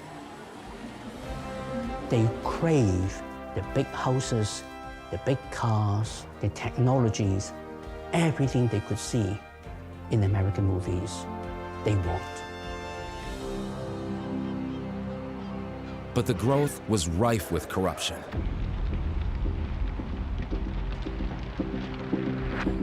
The people started asking for a different China, a democratic one. China's revolutionary moment came in 1989. Around 1 million people descended on Tiananmen Square to protest. The world watched as violence erupted.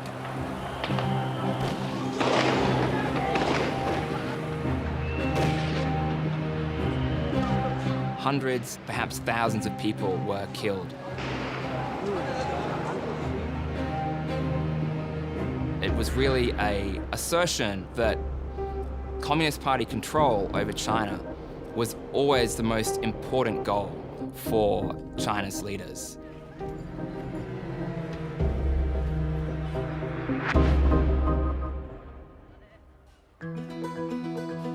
Deng Xiaoping crushed the uprising, but continued launching several special economic zones in the south that would encourage foreign investment. He went south, planted a tree in Shenzhen, symbolic of there will bloom a new city, there will flourish a new economy, and it really did. People flooded from the countryside to find work. The migration created enormous demand for homes, and Deng changed the laws to enable real estate trade for the first time. You couldn't privately own your own property. Based on your station in the factory, you got assigned this apartment. In the late 90s, real estate developers could now build buildings, and then individuals could actually buy rights to live in these buildings. One man spotted this as an opportunity to get rich. He went on to become China's wealthiest tycoon.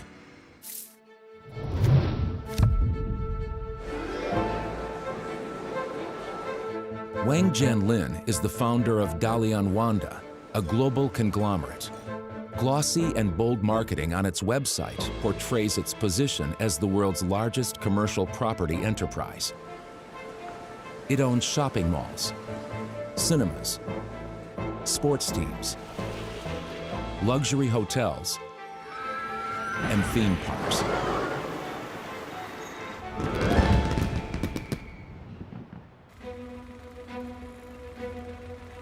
Wang Jianlin was born in 1954. His father fought for Mao's Red Army. At 15, Wang too became a soldier. He eventually ended up in charge of a state-owned property group. When that privatized in the early 90s, he emerged as the majority owner.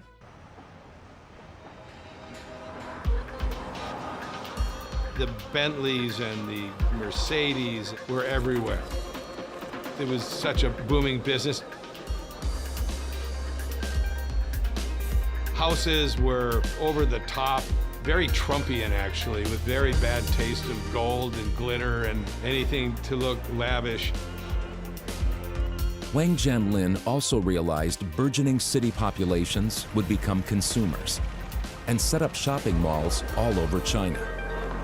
In the early 2000s, Wang took an audacious leap directly into the heart of the USA. He famously bought the American AMC cinema chain.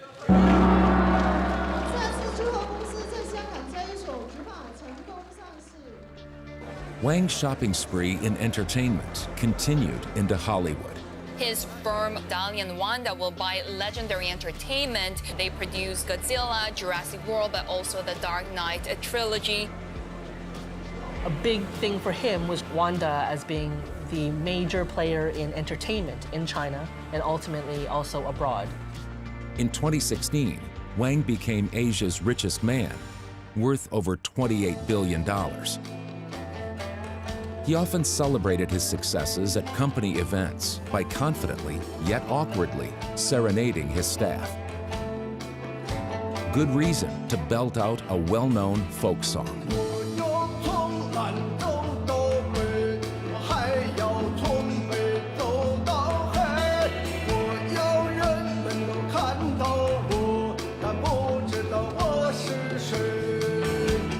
He's got a flamboyant personality, but different from Jack Ma.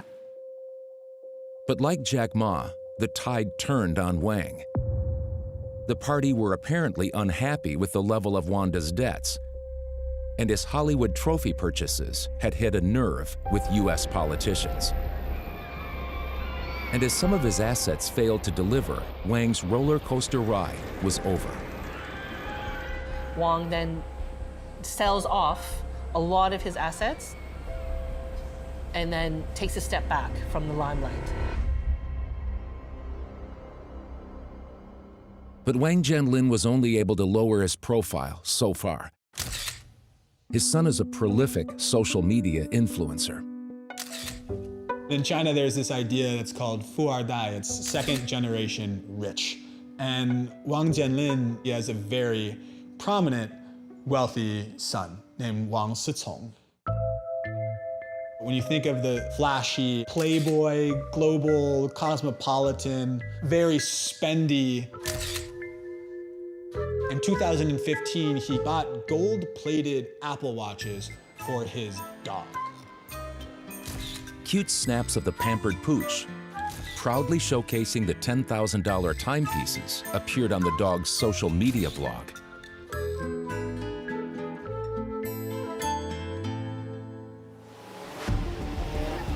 The post went viral for all the wrong reasons. It was symbolic of a generation of ultra-rich kids. You can imagine that sitting on the side of the road eating $1 street food, and then you see a Lamborghini fly by, the ultra-wealthy flashing their wealth, was beginning to create more distaste. Overt displays of wealth and debt may have been tolerated before Xi Jinping, but changes were afoot. In 2012, a new paramount leader was elected.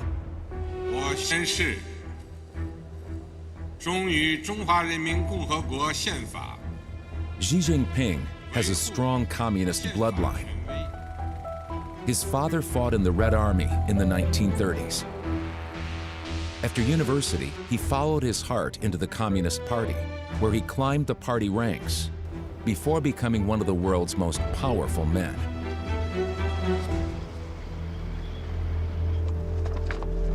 The Chinese Communist Party has always played an instrumental role in the lives of China's wealthy. For Chinese billionaires to become successful, they need to be connected to the government in some way. Every company in China has to answer to what the party wants. Not doing so puts one at huge peril. Xi Jinping had made it his first priority to clamp down on the corruption that was blighting China. 我们党作为执政党，面临的最大危险，做到有案必查，有腐必惩。 Xi made 1.5 million anti-corruption arrests. Many simply vanished or were put in prison. He had a real good case to make because the party was in real trouble. There was no institution that was trusted. And there was no safety to be found abroad. He first introduced something called Operation Fox Hunt, which has since been superseded by Operation Skynet. And in some cases, they were involuntarily helped to return to China. Some people will call it basically being kidnapped back to China. Some allege the real motive behind Xi Jinping's anti-corruption drive was to remove any potential political enemies and cement his power. Some tycoons were jailed for lesser offenses, like Jimmy Lai from Hong Kong, whose crime was commemorating the Tiananmen Square protests. Hong Kong had once enjoyed the freedoms of the UK to protest, but under party rule, that changed. In 2020, China introduced a national security law making it easier to arrest people after mass demonstrations in the city.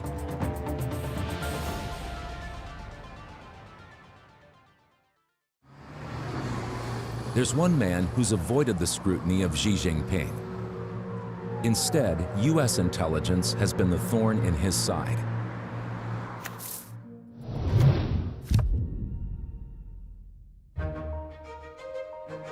Ren Zhengfei is the founder of telecom goliath Huawei. His company manufactures Wi-Fi network hardware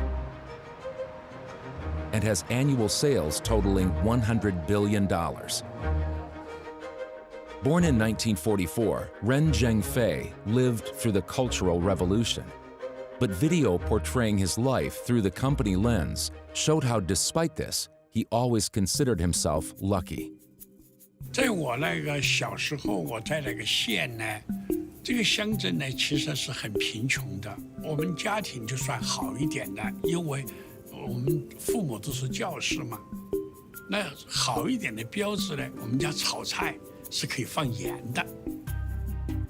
Ren Zhengfei started off in the Chinese military, and eventually he left the military and started Huawei, this kind of upstart telecommunications technology firm.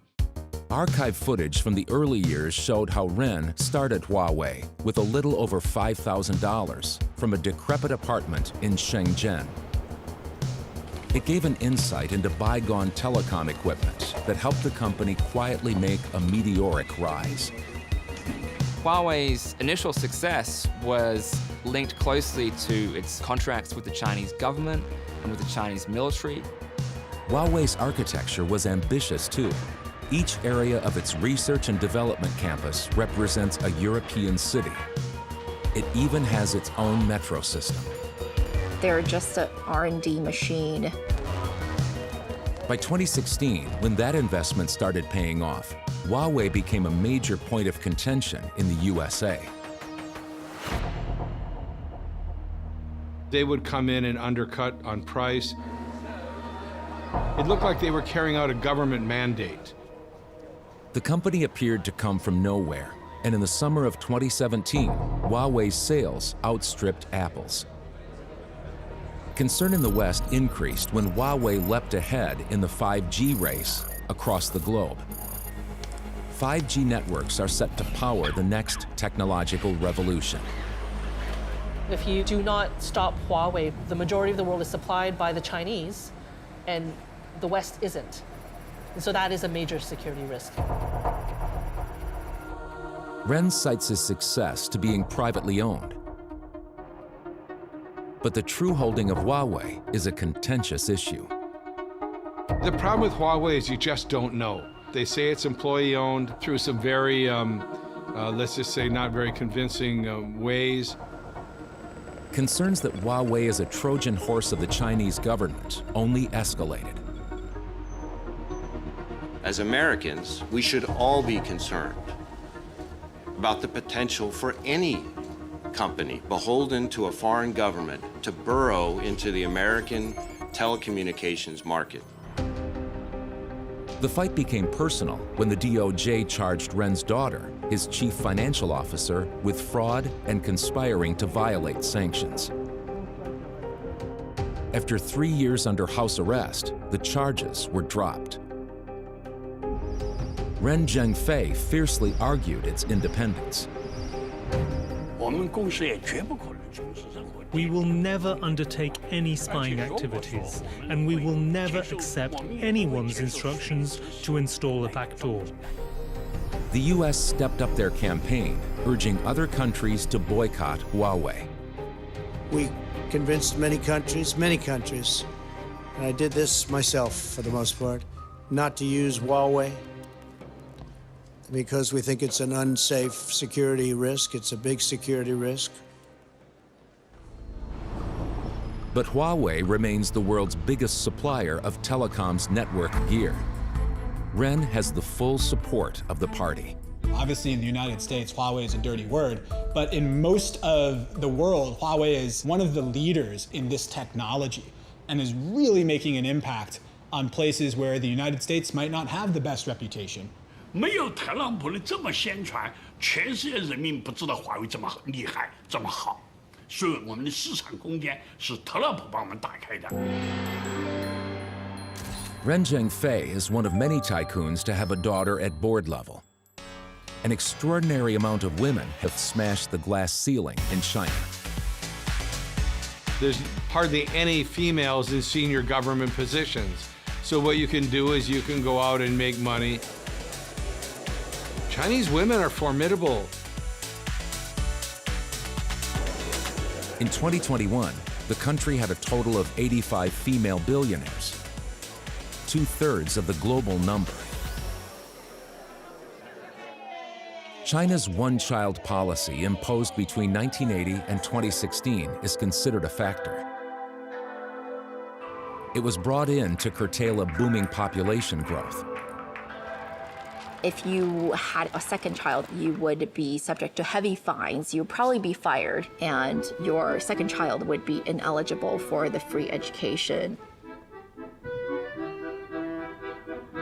For family businesses, if that child is female, then they're going to still pass on control of the family business to that one child, their daughter. But many women have made it without inheriting a business.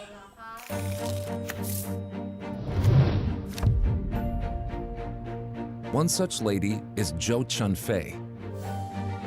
In 2017, she became the richest self-made woman in the world. Zhou Chunfei is known to have a sharp and daring business mind. 不能只是担心失败，我就不去创新。像企业来讲，我相信，但是10个创新里面有5个就已经，我觉得已经很成功了。 China is one of the biggest smartphone, not just creators and manufacturers, they also put together the smartphones for all the non-Chinese companies in the world. It's sort of like the story of the California gold rush.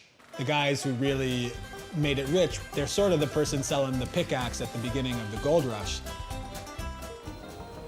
Zhou Chunfei found her gold rush selling smartphone screens.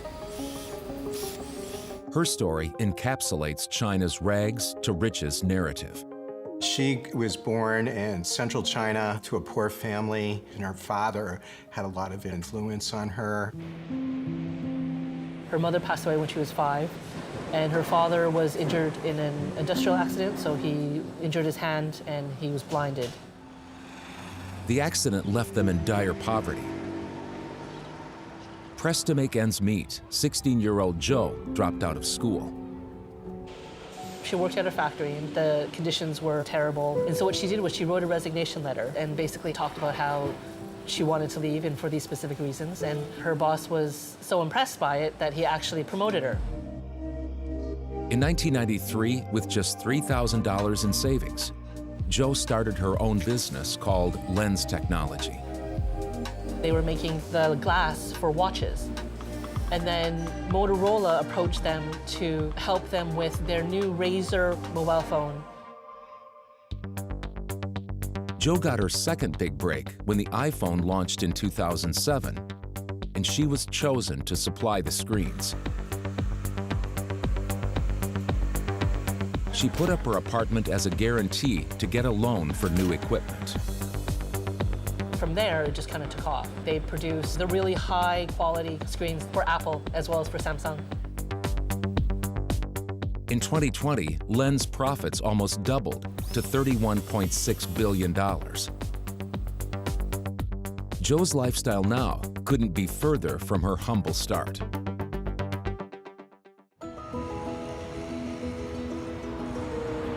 Manufacturing tech for the world created a nursery for new talent in China. We're taking back their control, 'cause that's how we roll. The city of Shenzhen became a breeding ground for tech startups. The region experienced massive growth, building on the ideas of Silicon Valley. It's just absolutely incredible. It's kind of like some artist's rendition of what the future will look like with flying cars and the Jetsons. Never have I ever felt so high, high. And money started flowing. You started seeing the fancy cars, parties. When somebody got their company funded, they'd have a party with ice sculptures. With a population of 17 million, Shenzhen became a tech mecca, snapping at the heels of Silicon Valley. Silicon Valley sort of feels like that 45-year-old who's already had a couple of successful ventures, kind of like the middle-aged entrepreneur versus that hungry, driven startup that used to define the area. One company formed in 1998 now sits in the top 20 largest tech companies in the world off the back of smartphone app technology.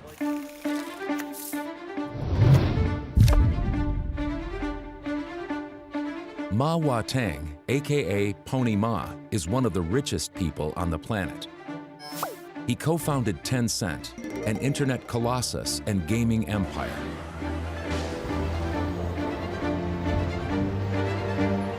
He also has stakes in Tesla, Spotify, and Snapchat, among thousands of other startups. Pony Ma grew up in Shenzhen. China's rags to riches story had become more of an investor's dream by the time he came of age. Pony Ma was a quiet child, a nerd. He really liked astronomy. His parents were kind of wealthy, got him a computer, which he got really into. He started his first company. The company was called Tencent. He set it up with classmates. His big break came in 2011 when he launched a super app called WeChat. China's massive population skipped over computers, instead using the more affordable smartphone. WeChat became its backbone. WeChat is kind of like your WhatsApp and your Facebook and your Twitter all combined into one on steroids. From when you wake up in the day, from where you read your news, from how you book a restaurant, to how you pay off your debt, to how you pay for the subway. I mean, all of these things can be accomplished within WeChat, which of course Tencent owns. Cash is useless in Shenzhen. Everything is through a QR code. I scan you, you scan me. Even stands on the side of the road. Click, click. All right, there you go. Pony gave Tencent a further boost, moving into the gaming industry. While building its own games, Tencent swallowed up a medley of other gaming firms. It is now by far the world's largest video game vendor. He's building on that left wall. But Beijing soon pulled the plug on Pony Ma's gaming exploits.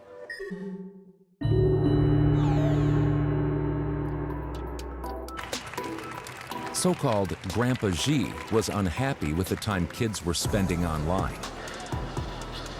He introduced laws to limit access. Under 18s could now only play for 1 hour on Fridays, weekends, and public holidays. The concern that the government had was if you're in front of the screen the whole time, your social skills become quite retarded that way. Basing your life on likes, which are things that we talk about in the West, is quite a concern. It's just that the Chinese government has acted on it. The gaming laws were part of wider reforms that would have a devastating blow on China's tech giants. President Xi empowered his crackdown regulators to go after platform companies like Tencent. They were accused of creating monopolies. Pony Ma has always denied that Tencent has acted as a monopoly. Tencent was one of several fined by China's regulators, and its value plummeted in mid-2021. It had a merger deal blocked, and new registrations to WeChat were temporarily suspended.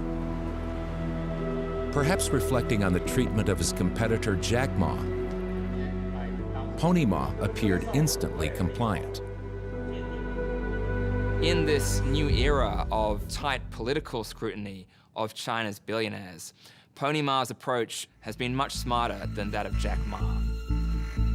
Pony Ma, I think, has recognized that China's tycoons need to keep a low profile.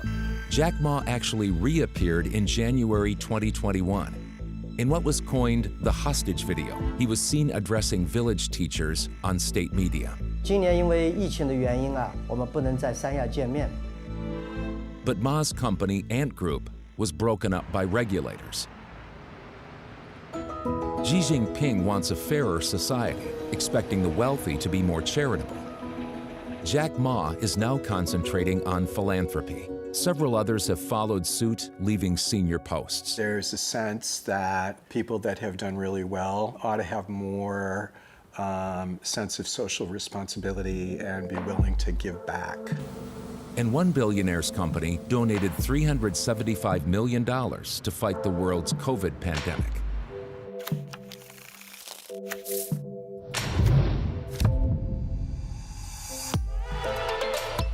Jian Yiming is the founder of ByteDance, better known for its addictive app, TikTok, the most downloaded app in history. Only around since 2012, TikTok has sensationally dwarfed Facebook, Insta, and BuzzFeed. It's basically a short video platform that also allows folks to live stream whatever they're doing. The app uses artificial intelligence to get users hooked. That is really the secret sauce of ByteDance. They were one of the first companies to use recommendation algorithms at scale. By 2021, TikTok boasted 689 million users, with over 2 billion downloads worldwide. Jian Yiming set up ByteDance from a small apartment at the age of 29 with his college roommates. A marketing video from ByteDance's YouTube page plays up Yiming's rags to riches story by returning to the apartment where it all started. 还有欠电费那个跳闸居然欠电费。He grew up in a middle-class family. He was not by any means very wealthy. Yiming had several attempts at launching apps, but his real success with TikTok came in 2017 when he bought the lip-sync app Musical.ly that was wildly popular in the US and Europe. It gave the app an instant international audience. All had been well for Yiming until TikTok hit the headlines in the West over censorship. The Chinese-owned social network TikTok has apologized to a US teenager who was blocked from the service after she posted a viral clip criticizing China's treatment of the Uyghur Muslims. I can't open TikTok. My phone is blocked from even using the device. It's just a black screen and it won't let me go into the app. It was also accused of deleting articles critical of Chinese authorities. Like Huawei, this created concerns about its true ownership and the privacy of its users' data. President Donald Trump tried to ban TikTok in the United States. President Trump has mentioned impending action on TikTok, and for good reason. With parent companies based in China, apps like TikTok are significant threats to personal data of American citizens. TikTok said Ms. Feroza's account freeze was not related to the Uyghur video and was a moderation error. It lifted the ban after she raised concerns. TikTok has consistently denied it would provide user data to the Chinese government and says personal information is safe and remains in the US. Its US operation was spared by a federal judge before Biden revoked Trump's ban in 2021.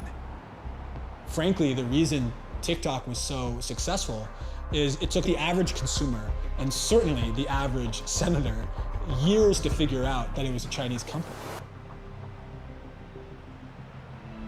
And despite Jian Yiming becoming Asia's richest man, in 2021 he left his posts.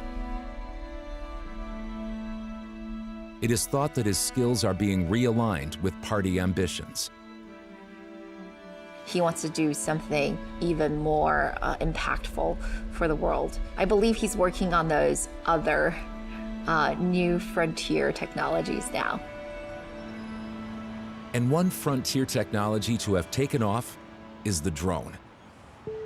China is home to the world's largest drone company, DJI.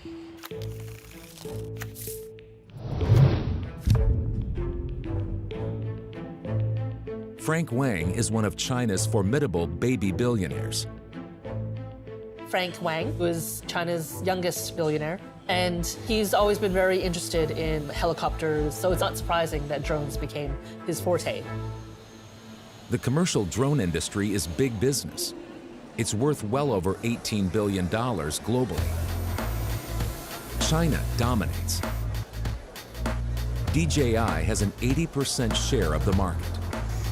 Drones are today used in many inventive ways, from delivering medication and even organ donations to reaching awkward places in industry and covering large areas of land. The future looks ambitious for transport. Light shows are already challenging firework displays to be the most awe-inspiring. Wang's dreams began when he crashed a remote-controlled helicopter his parents bought him. He decided to fix it himself. He got interested in controller technology for helicopters, and from that hooked up with friends and partners. Wang headed to Shenzhen in 2006 to find his fortune. He just innovated and innovated. His personal drones were coming up. Like many other Chinese success stories, it was input from a Western firm that helped Wang take flight globally. With the American market, what he did was he teamed up with an American. The two developed drones with cameras that could record aerial footage and presented DJI with American marketing. You would go to the DJI offices in Shenzhen, and it looked like Silicon Valley because it was as many foreigners as Chinese. They didn't have Chinese on their name cards because they didn't want to be Huawei'd. Although DJI grew from strength to strength, Wang's desire to avoid the same plight as Huawei failed in 2020. The Financial Times reporting the U.S. looking to add more Chinese tech and healthcare companies to its economic blacklist. This would include the world's largest maker of drones, DJI included. Like Huawei, DJI was labeled a national security threat, with U.S. companies prevented from supplying it parts. In 2021, it was alleged that its drones were used in the surveillance and repression of the Muslim Uyghurs in Xinjiang province. Drone footage of shackled and shaved prisoners was leaked, leading to widespread condemnation. DJI has denied that it poses a national security threat to the U.S. and has rejected claims it assisted the commission of human rights abuses in Xinjiang. But armies of drones are becoming more prevalent in the control of China's citizens. Astonishing footage of their use in monitoring and commanding the public swept social media and reached international news streams.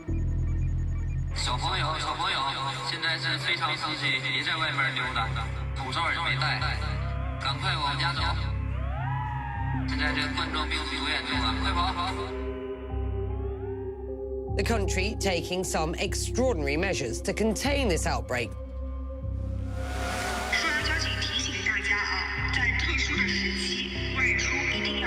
Drones were used to surveil the areas under quarantine, and so if you had people who were in the fields out for walks that weren't supposed to be there, the drones would be used to basically identify them, and they actually had speakers on them to tell them that they needed to go home.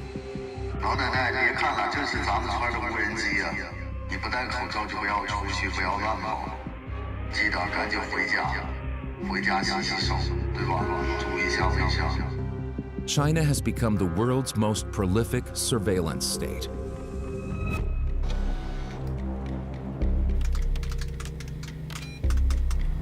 It introduced concepts like social credit, which monitors the behavior of individuals and give a ratings to that, which will then affect whether that individual can or cannot do certain things.